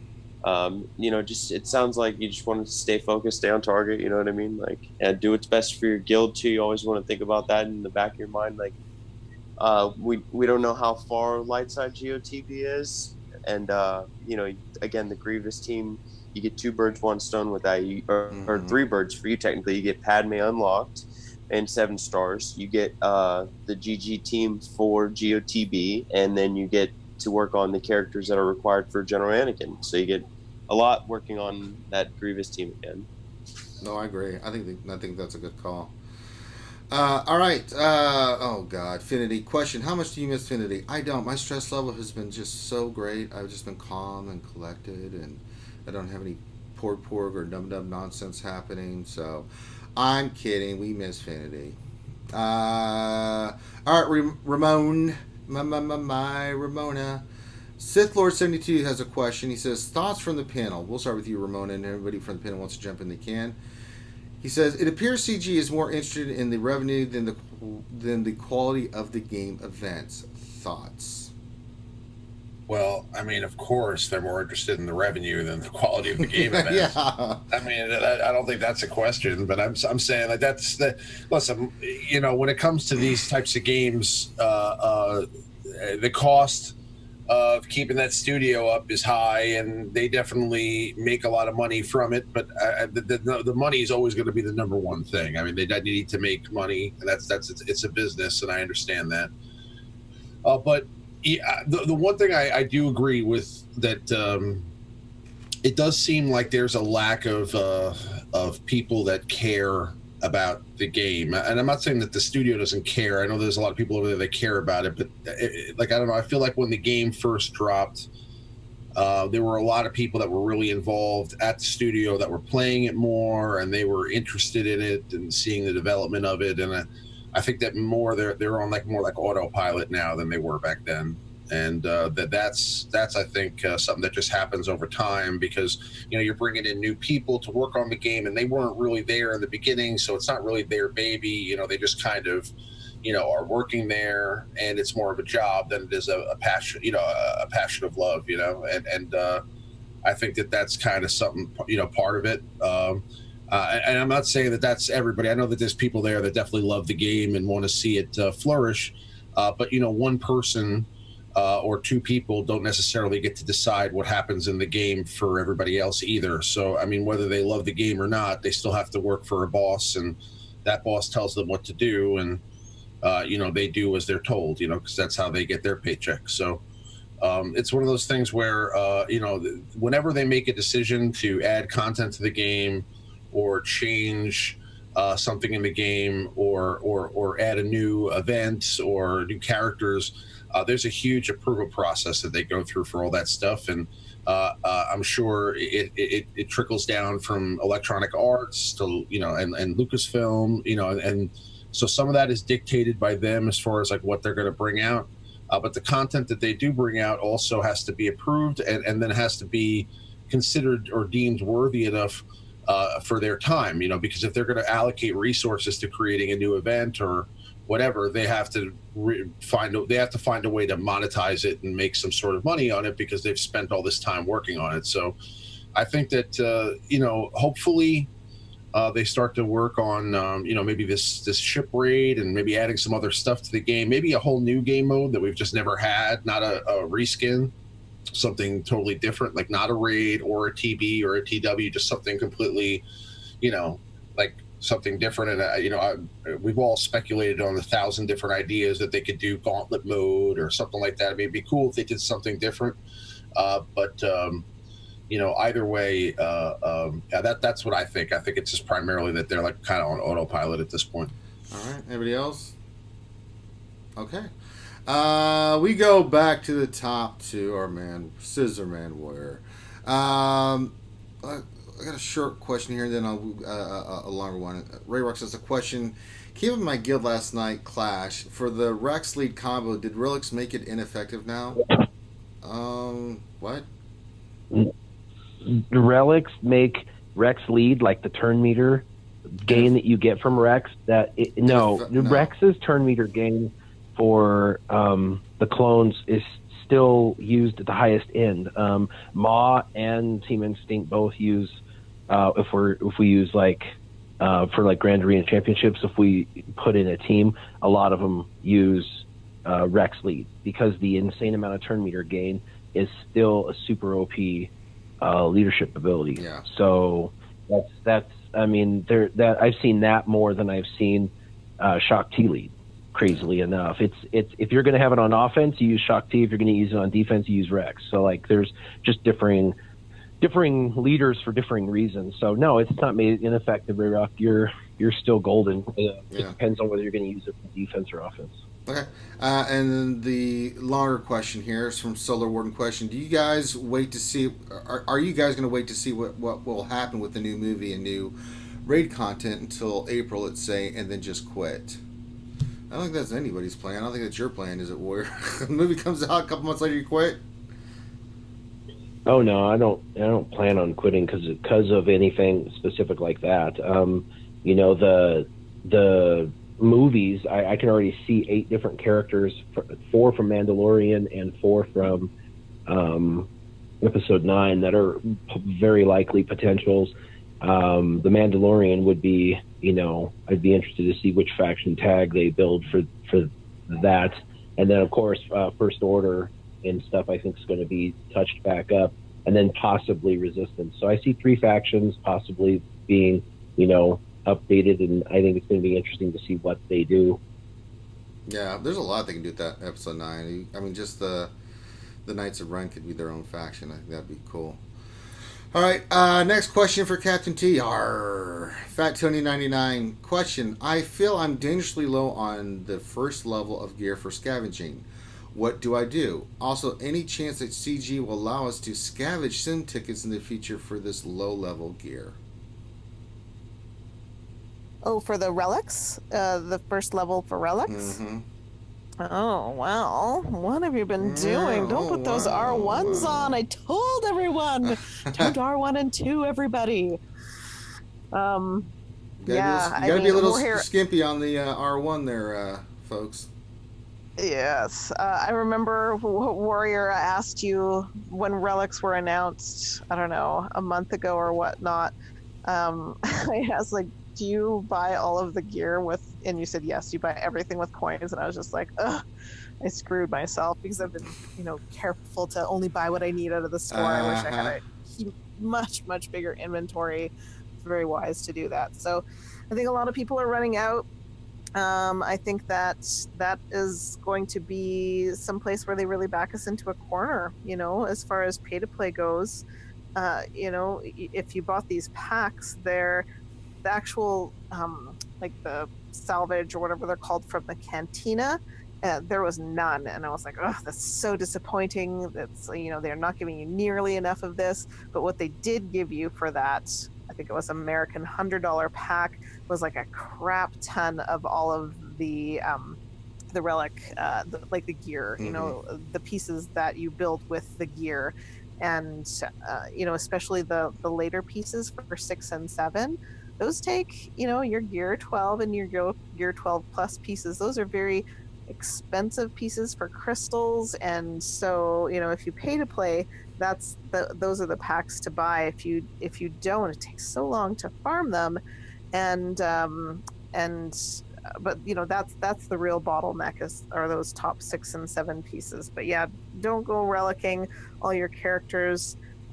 Really look at your characters, consider this character has a Zeta, 2 Zetas, 3 Zetas, 4 Zetas now, my goodness, versus one that has no Zetas. That's like a really, you know, a fantastic character with no Zetas that has 3 abilities instead of 4. I was looking at Ayla Secura as possibly like a Gear 13 relic character, because it, you know, relic, you know, 4 or 5, she's going to have the same GP as like a Gear 12 character with a Zeta on them. So it's just kind of, if you're competitive in Grand Arena, those are the things you have to look at to kind of make sure that you're managing the difficulty of your matches over time, you know, really planning out your roster right now. Because yes, if you're going willy-nilly and giving all of your characters 1 relic each, that's going to drain those resources for you. Like for my Night Sister team, I have Spirit and Asajj at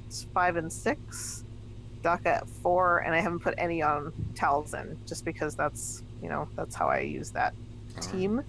So just really think of how you're using every team on defense, offense, and build your relics from that really strategically. There you go. All right, next question to Gom. Paparazzi says, question, what are your thoughts about General Anakin potentially being able to solo P1 of Heroic Sith? I don't really know. Has anybody done it? I don't. No, but I remember watching Arnold just dicking around. Trying to 20+%. I was like, oh my sweet Jesus. Yeah, I'm pretty sure he also made a video too, other than like the stream testing that they did, right? He did a video saying that he put it on auto and he did almost 25%, something like that, I think it was. Do you think it's possible going to race? Maybe. I fear that what it's going to come down to is that he's going to have all that counter chance. He's going to keep countering Nihilus with basic attacks and just stack up his protection up. Yeah. You know, so I don't know. I don't know the answer to that. I just, on paper, he definitely does enough damage to take a considerable chunk out. You know, if you're autoing for 25%, that's way better than getting in there and spending 30 minutes with your Ray team to do less than that. You know, so it's that's an option. Like I use my Sith Empire, I just auto P3 with it. Yeah. You know, get what I get. It's just you know, I don't have to sit there and physically play it. So we'll see.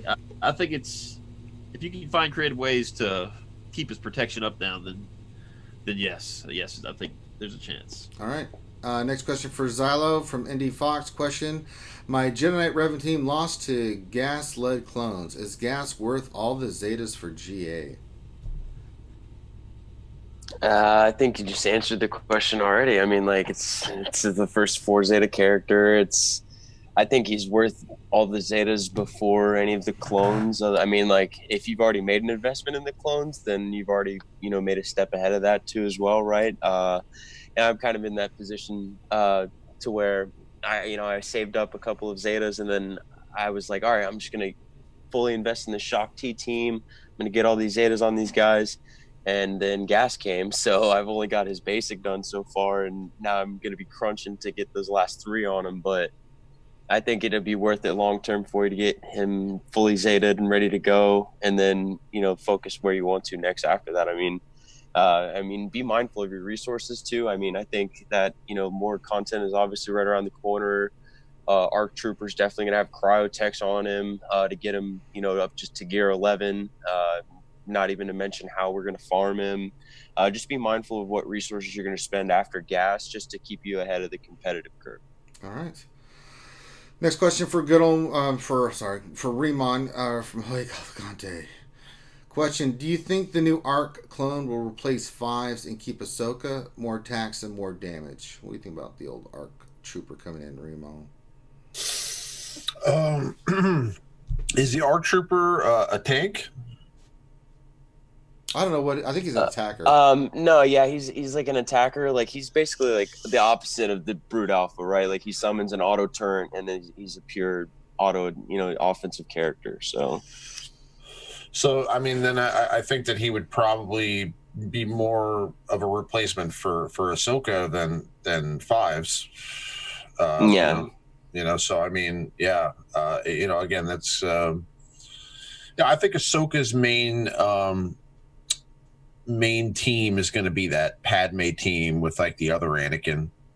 I think that you know, her main, you know, it seems like they're kind of compartmentalizing these characters into specific teams, and I think that you know, the 501st will be a separate thing. And not saying that she can't be interchangeable there, because again, bear in mind that a lot of people are not going to get ARC Trooper right away. It's going to take a long time. So, I mean, I'd imagine that Ahsoka is probably going to be the go-to for most people. Yeah, if you can get them out. Yeah, but, you know, eventually when everybody has ARC Trooper, I think it'll probably be her. All right. Next question up top to our man, Scissorman Warrior. Question from Danilo Papayas. Question: I just gear 13 GG. Does it make sense to get a health primary on every mod that is possible, or do we need something else even on those?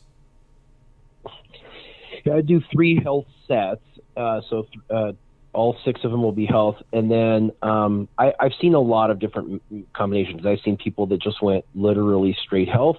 And the higher the relic, the more straight health you can go, because the higher the relic, the more the other stats kind of are shored up on their own through just the relicing. But once you get into gear 13, these relic like 1, I mean, there's a lot of ways to go. I've seen people use a critical damage triangle. I've seen people use a health triangle. I've seen people use a speed arrow. I've seen people use a health arrow. I've seen people use, you know, just just a protection cross, but I've seen him use a health cross. Me personally, I have health on 3 of those 4 slots, and then a speed arrow. Just not that he needs it. He actually doesn't need it at all. But I use him a little bit differently. I don't use him in like the whatever droid explosion mess thingy that people use him for. I don't use him that same way. So it's more about timing on the team, and so just speed arrow got me to the speed I was looking for. But so anyway, I mean, there's a lot of ways to do it, but the higher relicing you go, like if you were to get him to relic tier 7, it's just at that point it's all about health, just health, and he'll get plenty of turn meter, and he doesn't need to be fast, and he'll do plenty of damage because his damage is all based on health. So it doesn't benefit you really to like increase his offense and things like that. Just health. All right. Next question for Captain TR. Kazakage, too easy question. This whole Malloc debacle is frustrating, and I didn't use the moment to make him 7 stars. But for them to put it in the game and wait hours before removing it, and then removing stuff is unacceptable. Quitting. What is your response to this question, there, T-Money? I'm sorry. Can you? I got the first part. Read it again for me. I'm sorry. Dear T-Money, I would like you to quit eating maple syrup and pay attention. No, I was completely paying attention. I promise I was. You were drinking maple syrup, eh? All right. Question. The whole Malloc debacle is frustrating, and I didn't use the moment to make him 7 stars. But for them to put it in the game and then wait hours before removing it, and then removing stuff is unacceptable. And then he just said quitting. Well, I don't know. I probably have too high of a tolerance for stuff like this. I have pretty, I'm well medicated for ADD, and so I make mistakes that are just kind of based on, overlooking details. Zeta I have a on very, very high tolerance for people making mistakes, so I don't really care about this error. I do care about them not being in the game. I hope they learn from that, certainly. If you're gonna quit, you're probably gonna have a better time than you would playing this game. It takes up a lot of our lives. I haven't, talked to a lot of people after they quit. Keep in touch with folks. I don't hear many people saying that was the biggest mistake of my life, quitting Star Wars Galaxy of Heroes. So, if the game isn't making your heart sing, then maybe it's time to think about that for sure. You play the game to have fun. If you're not having fun, right? Yeah. The only way that for me that this would be like a deal breaker is, and I think somebody answered in chat already, is if they, kind of clawed back those who had beat the event, because we all know that, you get that one moment of awesome RNG and all of a sudden the light side is done and you're just so relieved. If they had taken that away from people, that would be very poor sportsmanship in my opinion. The rest of it though, I mean, I don't know, come on guys. You're getting shard shop currency removed and you're how long does it take to actually gear a character? I don't know. I don't know. I doubt that anyone spent 5 hours plotting out where their shard shop currency was going. To me, there's a lot of other issues with the game that are bigger deals. There's somebody who is going to be very high up on the leaderboard whose game crashed, whose buttons disappeared. All of these very, very significant game altering bugs. Last GAC there was people who should have been, not people, there was a person who should have been in the very top spot who was not, because their buttons disappeared in their game. That is BS. That is something that I get pissed about. This debacle, this is not something that I'm worried about. Yeah. Sorry, I know that I pissed people off. No, I mean, my opinions, there's just people on different sides of it. It affected everybody differently, and there's just so there's not a right or wrong answer for this. If you're upset for one reason over here, it has nothing to do with why someone's upset about it over there, right? So it's not one of those. Is it the straw that broke the camel's back for people? I don't know. Fine, maybe it is. Sometimes we need a little push to get out of the game. This game can be really stressful for us, and maybe this is your push, and maybe it's a little blessing. Yeah. It's a sad commentary that you say that this game is stressful. It should be stressful. It should be fun. It is fun too, but I mean that's part of it, right? Like the excitement of territory wars. We had an intense territory wars where we're fighting this guild 10 million above us, you know, like edge of our seat the whole time.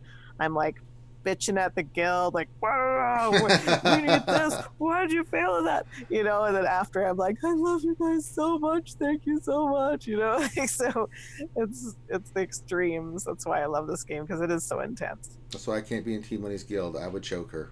I would literally choke her. Even, yeah. Like, listen, T, I gave you all that free pass to call. Sit down because I have to discipline you all the time. All right. Let's see here. Go to good old Maurice. A couple questions. One's just a quick, short one from Durgis's question. Would Anakin be unusable in its sandbox mode? What do you think, good old Maurice? Hey, it's General Anakin versus General Anakin. All relicked up. Adorable.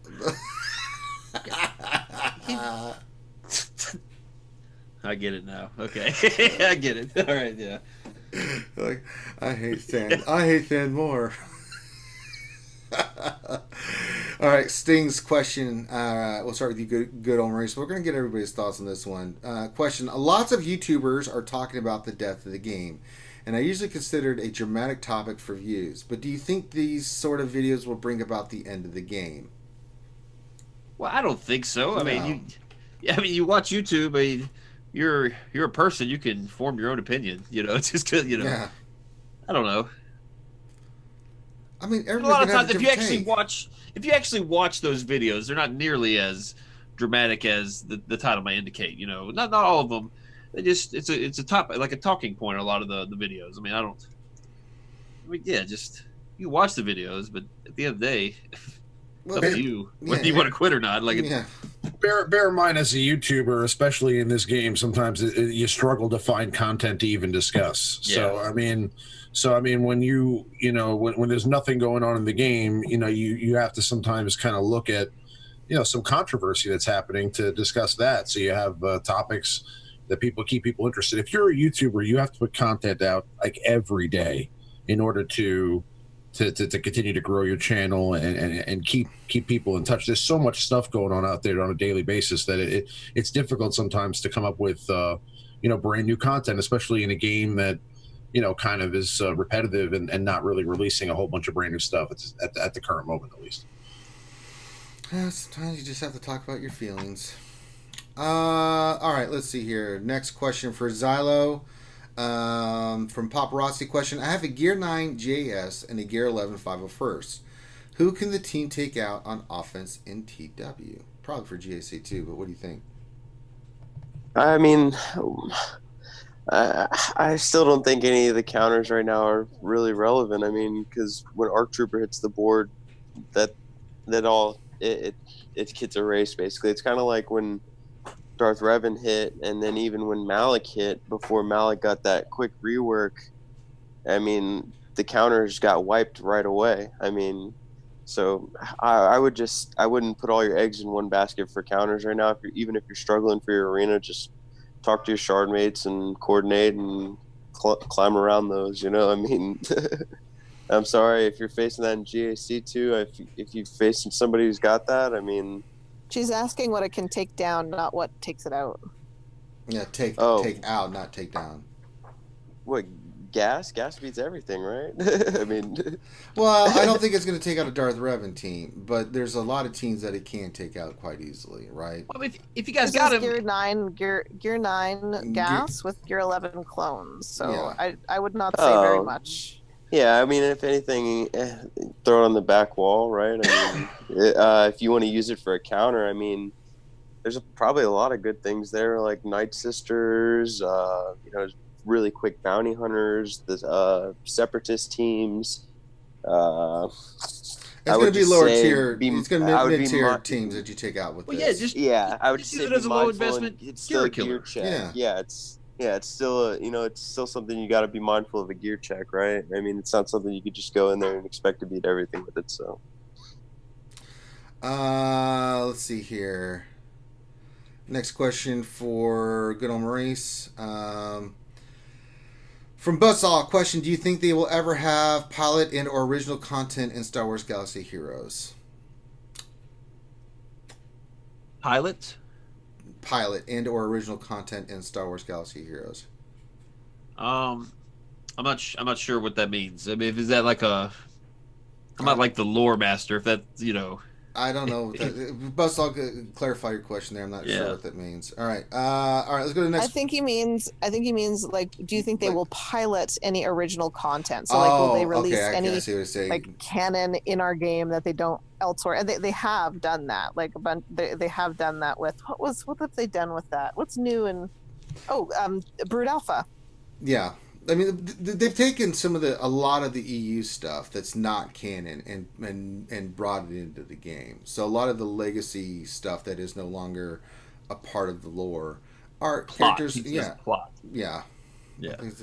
So yeah, they've done that with these characters. I mean, GBA is a great example of that, right? That didn't exist. I know. I tried to look it up. Like, what is this character from? So that's one example, and they've taken some of the characters that are not canon, like Revan and Malloc, and put them in the game with Vassal and those guys. They could do some more stuff like that. Is the artwork for like Sith Trooper and Sith Assassin and Marauder? Is that from a comic book? No, that's from the Old Republic. Well, the Sith Troopers are like like the event Sith Troopers we got, right? Those I don't know about them. I think that's. If you're talking about the Sith Trooper, like for the team, like that we use every day, like the artwork could be. It seems kind of original. Sith Trooper, Sith Marauder, and Sith Assassin are basically the look of those, and the characters are based directly from the Old Republic game itself. The artwork, the design, are actually the skins that you actually. I had those outfits in that game that you could get on the cheap. Those were common outfits and stuff like that. The characters were actually named after characters that you played. Those were classes. Sith Assassin was a class. Sith Marauder was a class. Sith Trooper was not a class. It was more of a part of your tank class there in the game. But yeah. So all right, let's get to. We got a lot of questions. I'm going to try to get to as many as we can, guys. If we don't get to your questions, I apologize. There is so many questions today, so we're going to try to go through these as quickly as we can. If we don't get your questions, don't worry. We stream all the time, and I'm sure we're covering a lot of the questions that you guys have probably are asking with some of the answers. So, all right, I forgot where we're at. We're at Ramon. From Archon, question: do you think the First Order bonus got coming up is a hint from CG to Garrett First Order for Episode 9 content? I mean, maybe, but I don't know. I feel like, again, I don't think they're going to reuse First Order for an event. I don't think so. No, I don't think so. I think that once they've used a faction, I think that there's still other factions they could use, but there is going to be something related to, Last Jedi. I don't think we're going to get like a legendary Kylo. I think that, they are going to continue the hero's journey though for Rey. So, we'll see, but I don't think First Order is going to be required. No. All right. Back up top to our man Warrior. And this is from Hellenix. This is a two-parter. Question for the Scissor Man. You mentioned, while explaining the work you put into the Pillar System videos, that you would need to hire someone full time to help you constantly update the system and always keep it current. Where do I apply, sir? Oh God, you made me read that entire question, Hellenix, for that. I apologize for it. Yeah, I don't have that kind of money to hire someone. So have fun with that. I do have some patrons though. I have one specific, Jib. He actually took it upon himself to actually superimpose a bunch of crap onto my Pillar account, and he sent it to me, and he created a whole 6th pillar and readjusted a bunch of it, and I was like, hey man, good on you, it looks great. He had the time to kind of fiddle faddle with it, so that's cool. As things change, there'll be some more modifications. But, it's already October, almost November, and January is right around the corner. So I'll get to it. Okay. Let's go to this question for you then, Warrior, from Be More Fed. Question: who on the Padme team is worth taking to Relic 7? Who on a Padme team? Mm-hmm. It depends on who you're running with Padme. If you're running Anakin, then you should have him at Relic Tier 7. If you're not running Anakin and you have Yoda, you could always take him to Relic Tier 7. Yoda at Relic Tier 7 is OP under any team, whether you're running him under a Bastila, a Revan, running him under Padme, running him, however. I use Anakin with clones, so I use Yoda with Padme. So for me, that would be a Relic Tier 7 capable character. Another one is to tank General Kenobi, because General Kenobi is your tank. Tanks, other than attackers, tanks benefit the second most from relics, and so that works excellent. The other thing is Anakin at Relic Tier 7 makes him the fastest ship in your fleet, and with mirror matches, it really comes down to who's got the faster ship, sadly. Because if you can get that AoE days and then Fives' AoE out first, you can clear the board and win. And if you can't, a lot of times if they go first, you fall apart and lose, your attacker, and it's over. So yeah, I think Anakin's General Kenobi's a really great option as well. Also, Ahsoka for her ship, because her ship is insane. First time I did a live stream of Ahsoka's ship. Yeah, I was like, well, I didn't see how much that hit for. I had a relic mine, and I was using her the other day. I'm like, what is this? Where did you come from, young lady?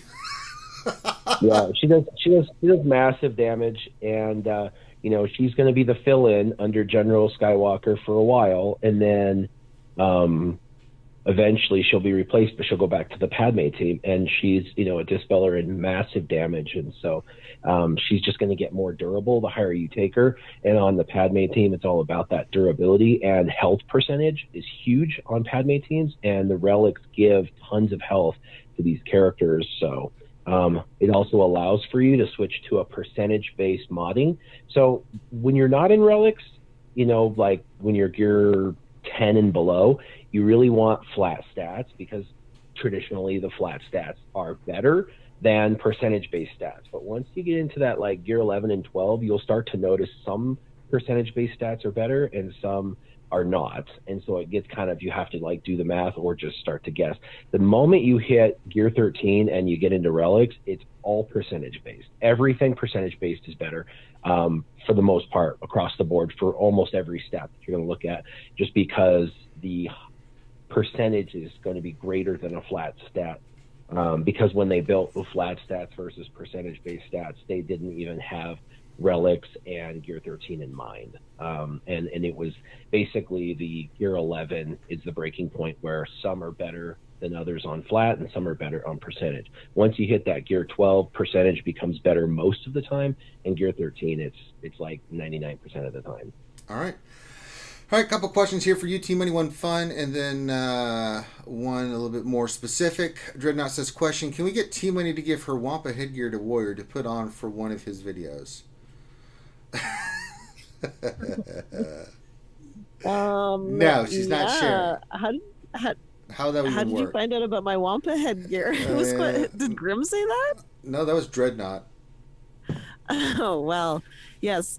I'm pretty sure it was Smoke from my guild, and but I got this Wampa mask in the mail yesterday. God. And if you've ever received a kitschy old school off-white creepy Wampa mask in the mail, and you pull it out of the white envelope and it's in a plastic bag, it's a moment that you're going to remember for a little while. Yeah, that's ingrained. It was a really strange moment in my life, and Smoke is denying that he sent it to me. You'll never I think know. the only other person who knows my address. You'll never know, T. You never know. One of the two. It was not me. Yeah, it was not good on me. All right. Mystery solved.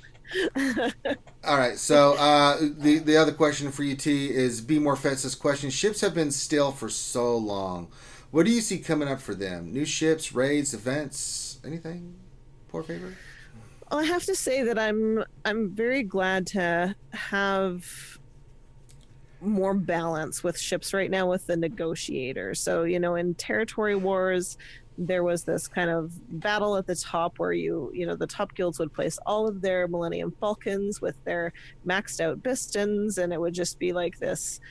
Either you kept your Bistons and did coin flips for the ones that you did have maxed and struggled with the ones you didn't, or else you had to figure out counters to these teams. And it's very difficult. It was not easy with the inventories that we had to kind of have a lot of creative counters. We did figure out some, had like 3 that we used in the guild sort of thing, but not easy. Now with a negotiator, it feels a little bit more like arena, where you need to really understand how the team works, how your rebel team works, how your Galactic Republic team works, but you can counter them back and forth. Like, it's not this just weird, like you're trying to like take Kylo's ship and TIE fighter pilot, like cobble all these things together. Like, no, it's just 2 proper ship teams against each other, and understanding their mechanics enough to beat one. And so I it's much nicer to be able to put meta on the board and take it down with the previous meta. So I like it a lot. I think that's where we're going. If maybe you're not seeing that in your ship shard yet, I'm not. My ship shard has about half Millennium Falcons in the top 50. I'm very, very lucky. I don't have any General Kenobis. I've just stuck mine in there now. Curious how it's holding with my Kenobi now at Relic 4. It was not holding at all for me before, so we'll see now with this new build. I don't have a couple of the key GR characters, Plo and Clone Sergeant. I don't have them geared, so that's a problem for my ship holding, I'm sure. But yeah, I think ships is going to get a lot more interesting with the negotiator. If you have both of those teams, it's going to be a lot nicer. All right.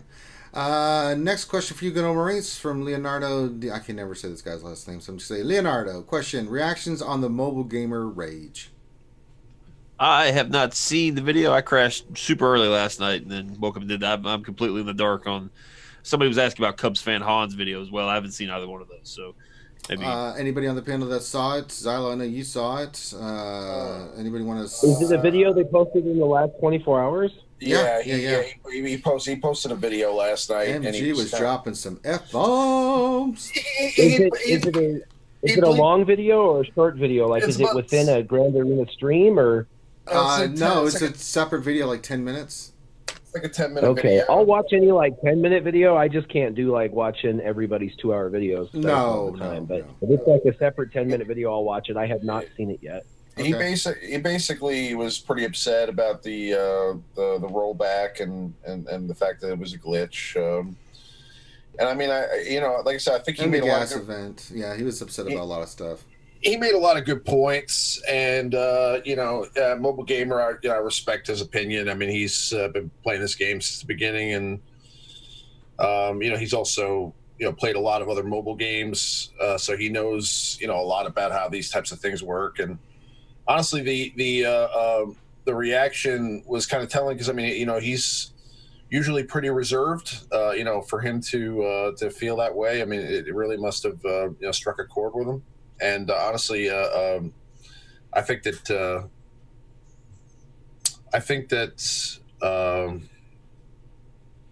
he's one of the more honest YouTubers out there. So he kind of wears his heart on his sleeve, and he tells you how he feels. So I think it's interesting, but I mean, nonetheless, I think it's one of those things where a lot of people were just more emotional about it yesterday and may feel differently about it now. But a lot of the things he said about the 5-star characters and how you have to spend a lot of money to get a character to 5 stars and have them be pretty much unusable for months until you get them to 7 stars, because at this point, with the gear crunch and the relic crunch, a 5-star character at gear 11 is basically unusable. So you have a character that you spent in some cases $1,000 on, or $700 on, or $500 on that you now can't use for 3 months unless you've saved and hoarded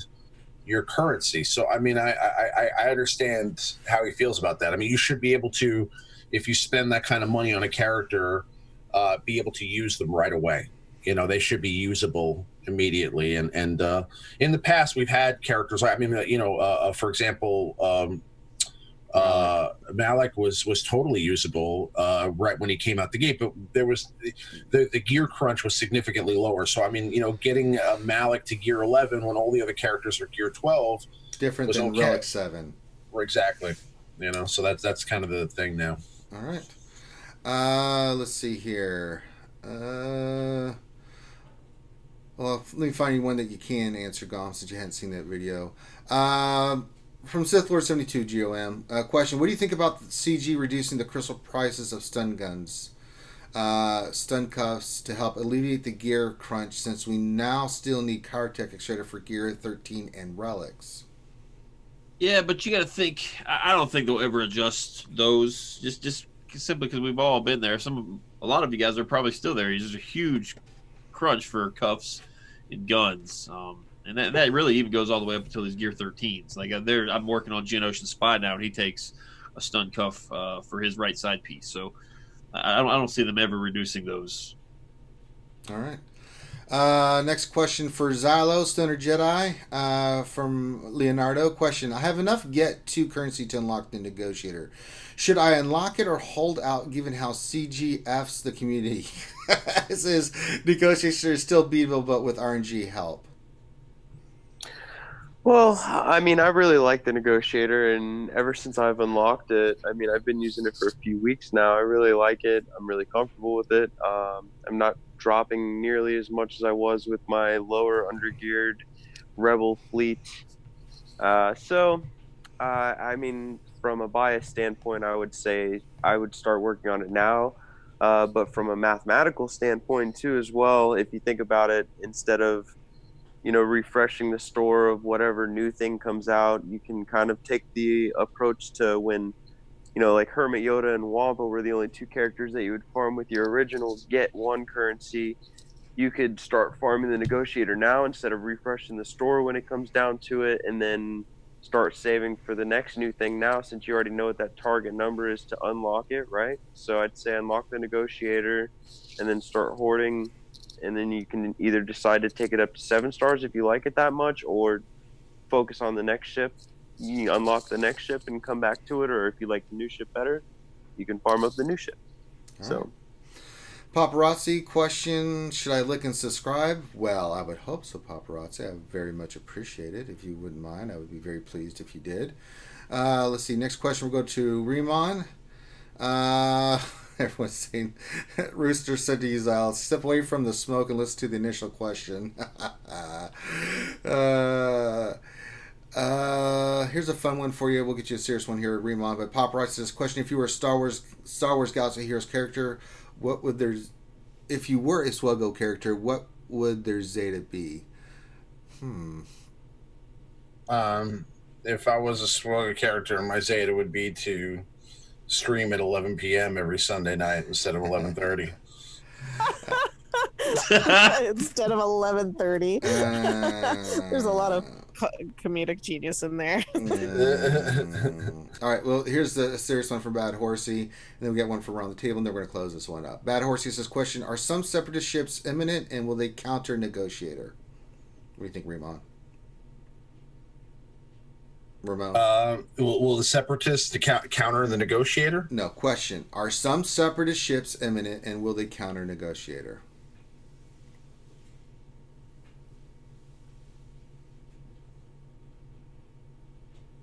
Ramon? Ships are definitely imminent, and I mean, I don't know what happened there. I guess, can you hear me? Yeah, I can hear you now. Okay, sorry about that. It's okay. I think if you think for a second that they're not going to drop the Malevolence the second like you're almost done with your Negotiator, then you're fooling yourself, because it's definitely going to happen. Probably, so I mean, you're going to have to make that decision of which ship you're going to have to farm for. But I kind of think that I'm the same school of thought that Xylo is. Like if the negotiator is available now, don't spend the crystals when the malevolence comes out. Just farm the negotiator now. And listen, the majority of people are not going to be able to say that they've hoarded all the currency and they have the ability to farm the malevolence right away. Most people aren't going to spend the crystals to do that in the first place. So I mean, it's up to you. Depending on how far you are at this point. But if you haven't started already, you may want to wait and save your currency and then make that decision. As we get closer to this ship rate dropping or finding out what comes in the next couple months. But I do think that whenever the separatist ship drops, whenever the malevolence comes, it's going to probably rival the negotiator for sure. It might be better. Okay. And then the last question we'll do today, and then we're going to wrap this up. It says from the Sedge. Question, Warrior and Ranger, what's your opinion about Mobile Gamer and Cubs Han videos, and anyone else on the panel want to comment on their outlook? Well, Warrior said he hasn't had a chance to see it. I don't think you've seen the Cubs either. I'm assuming, Warrior, correct? Yeah, I haven't seen either one of them, but, they're content creators. They can do what they want. I personally don't do the rant videos just because, I have this to rant on, right? Every Saturday morning I get to rant on your channel. That's right. But no, honestly, I'm in a state of apatheticness, like, towards all of this. I just don't even care anymore. Like, I enjoy my Scissorman account. I enjoy playing that. I enjoy having my daily grind there. My Warrior account's on cruise control. So, but I'm not getting all wrapped up and all emotional and stuff. Like, if I spend anything, it's like, okay, that was my fault anyway. I'm the one pushing the clicky button. And if I don't, then I can just ride it out. And so it's one of those things where I'm more apathetic to the game right now, which is probably not a good place to be as a content creator, but as like mental health, it's been really good to just not be all stressed out and stressful, and so I'm just taking it as it goes, kind of rolling with the punches, so to speak. Yeah, I haven't seen Cubs. I did see Mobiles. I agree with him 1,000%. I thought everything he said was right, exactly how I would have worded it.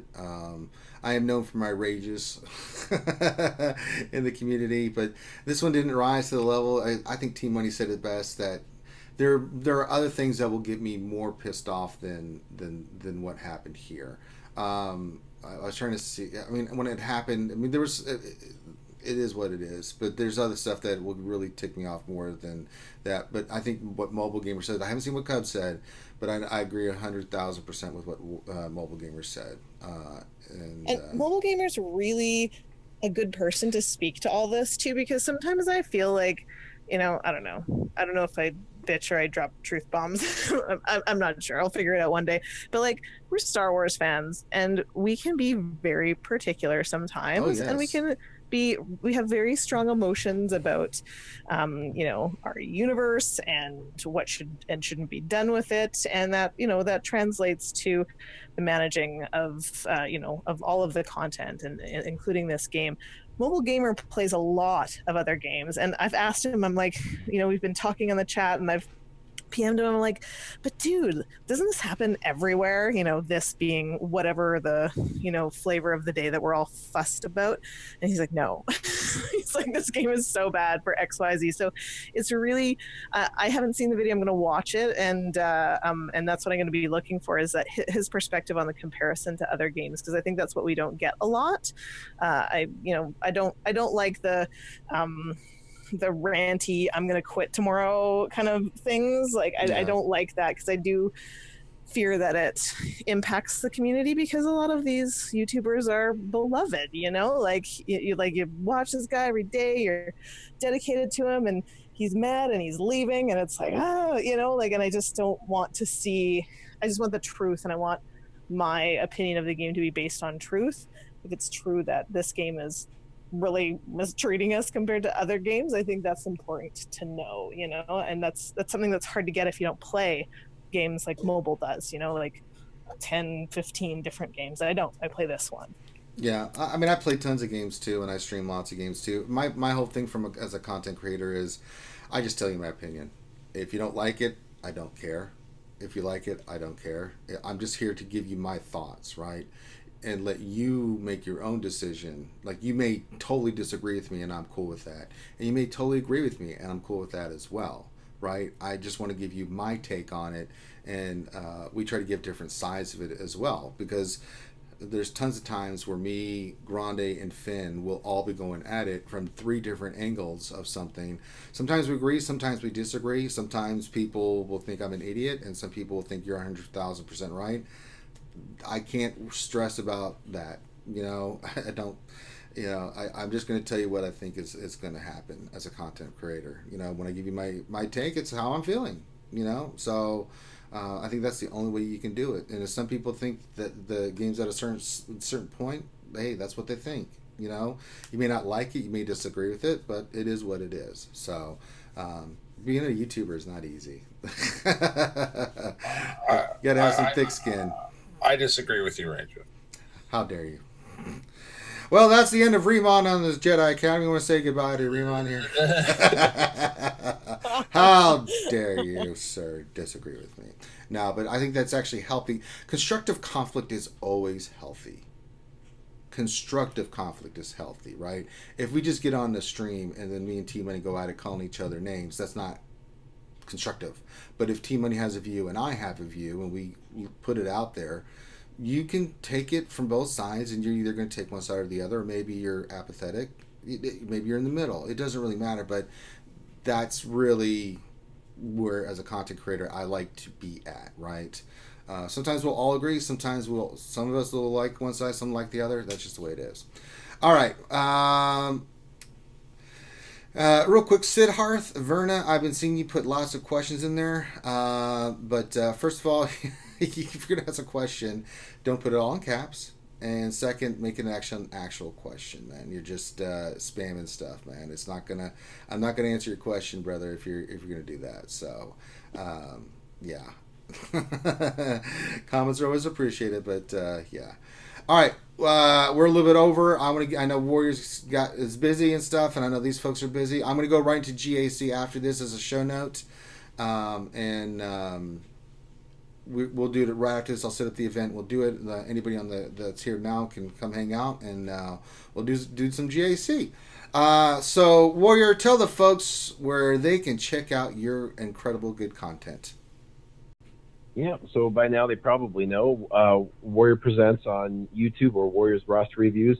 And, of course, I'm on Twitter. I like to do daily updates often on Twitter. That's pretty fun. I actually thought Twitter was stupid when I started it, and that's one of my favorite places to go for communication now.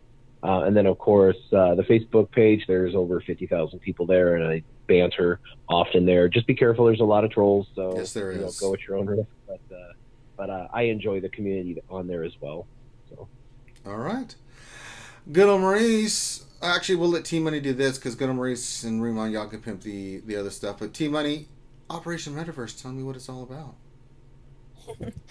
Well, good old Maurice and I co-produce Operation Metaverse, which is a YouTube channel dedicated to Star Wars Galaxy of Heroes. We also have a bump-in Discord server that we grew by 400 people right around the what character we just unlocked? The gas event. Because we had some guides that we were putting out, and folks in the Discord were helping us with. So I really like that aspect of our channel, and we stream every Tuesday night at 10 p.m. Eastern Standard Time. Mm-hmm. Do we do anything else? Good, Maurice? No, you drilled it. You're much better at that than I am. So I'm always relieved when you're here with me on these, so I don't butcher it. So yeah, go Maurice, like, we like to content. I'm done. Nah, I'm kidding. He doesn't do that. And then on top of that, we got good old Maurice and Ramon, and I joined this little show, the Alliance. Ramon, you want to talk about it? Good old Maurice, you can throw in anything about the Alliance show every Sunday night. Don't ask me the time, because it's when Ramon starts. The time is up to us, and we like it that way. No. But no, seriously. Come check us out tomorrow night. There's a link in the description for my channel if you're not already a part of it. And yeah, we have a lot of fun. It's me, Maurice, Ranger and Abby, and we just kind of banter. And we're going to work on some things to try to make it a little bit more interesting. And maybe I was talking to Ranger about it, so we'll see if we can change the format a little bit. But yeah, it's a lot of fun. Top 5 every week, and we kind of talk about the current news, and it's a good time. It's a long running show. We've been doing it for a long time, so I have a lot of fun. Darth Hideous. Yeah! The Alliance live Sunday night at some time. The Alliance live at some time. Just maybe just click the bell icon, and you'll get notifications. Oh my goodness. Also, you can join the you can join the Discord server, and Maurice always posts a link to the show live every time we go there. So, all right, Stoner Xylo Takedown, brother. Where's your channel? Where can folks check you out at? Yeah, check me out on YouTube. Takedown Games, Xylo Takedown, and I've been streaming again, so I'm back to a streaming environment. I hear my apprentice. That's right, my apprentice. Talk of your father. Little man's always hanging out with us, so come check us out. We really appreciate it. He's very feisty today. It's time for his chicken nuggets. Oh, yeah. He's been cooped up in the house. He's ready to run around and cause havoc. Let him cause... That's right. Destroy the furniture. All right. And if you're watching this, we're on RSG. Thank you guys for hanging out with us. We do this every Saturday from 10 to around this time where we get done. We do other content, so we do the lunch stream during the week. We have the longest running live stream on Wednesdays. You can come check that out. There's other games we're doing: Tactical Monsters, Battlefront, Naruto, Dungeons and Dragons, Magic the Gathering. We got all kinds of content out there for you over here in Twitch. Do me a favor, not just us, if you stop what you're doing right now and give us a thumbs up and subscribe to this channel, but check out these other content creators, even the ones not here. Find the ones that you like, support them, give them thumbs up, watch their videos. Views matter, subscriptions matter, thumbs up matter, all that stuff. They take the time to be here on a Saturday and to answer your questions. So if you could just do me a favor and check out these other great guys and gals and support them, it would really mean a lot to me. And then finally, we have our ACS campaign going on. If you would like to support our efforts for the American Cancer Society, we have the Tiltify campaign going on. We're almost up to $5,000 out of the $17,500 that we need to get to. So if you would like to support our efforts to fight pediatric cancer, you can check out the Tiltify link, and you can get a cool bracelet. There's all kinds of new things we put on there. We got the big stream coming up in December 1st. I think we're shooting for, the first week of December. We're going to put it out. It's going to be a 12-hour plus stream where we try to raise the money we need to get to the mark. So be on the lookout for that. But with that, we're going to call this one done. I'm going to go get ready to do some GAC. You guys are more than welcome to come join me in the chat. So for that, thank you guys for hanging out with us today. If we didn't get your questions, you can jump into our Discord at any time and post your questions there, and I guarantee you it will get answered. So, on behalf of myself and the Jedi Academy, thank you guys so much for being here today. Have a great rest of your day, and we'll see you when we see you. Peace.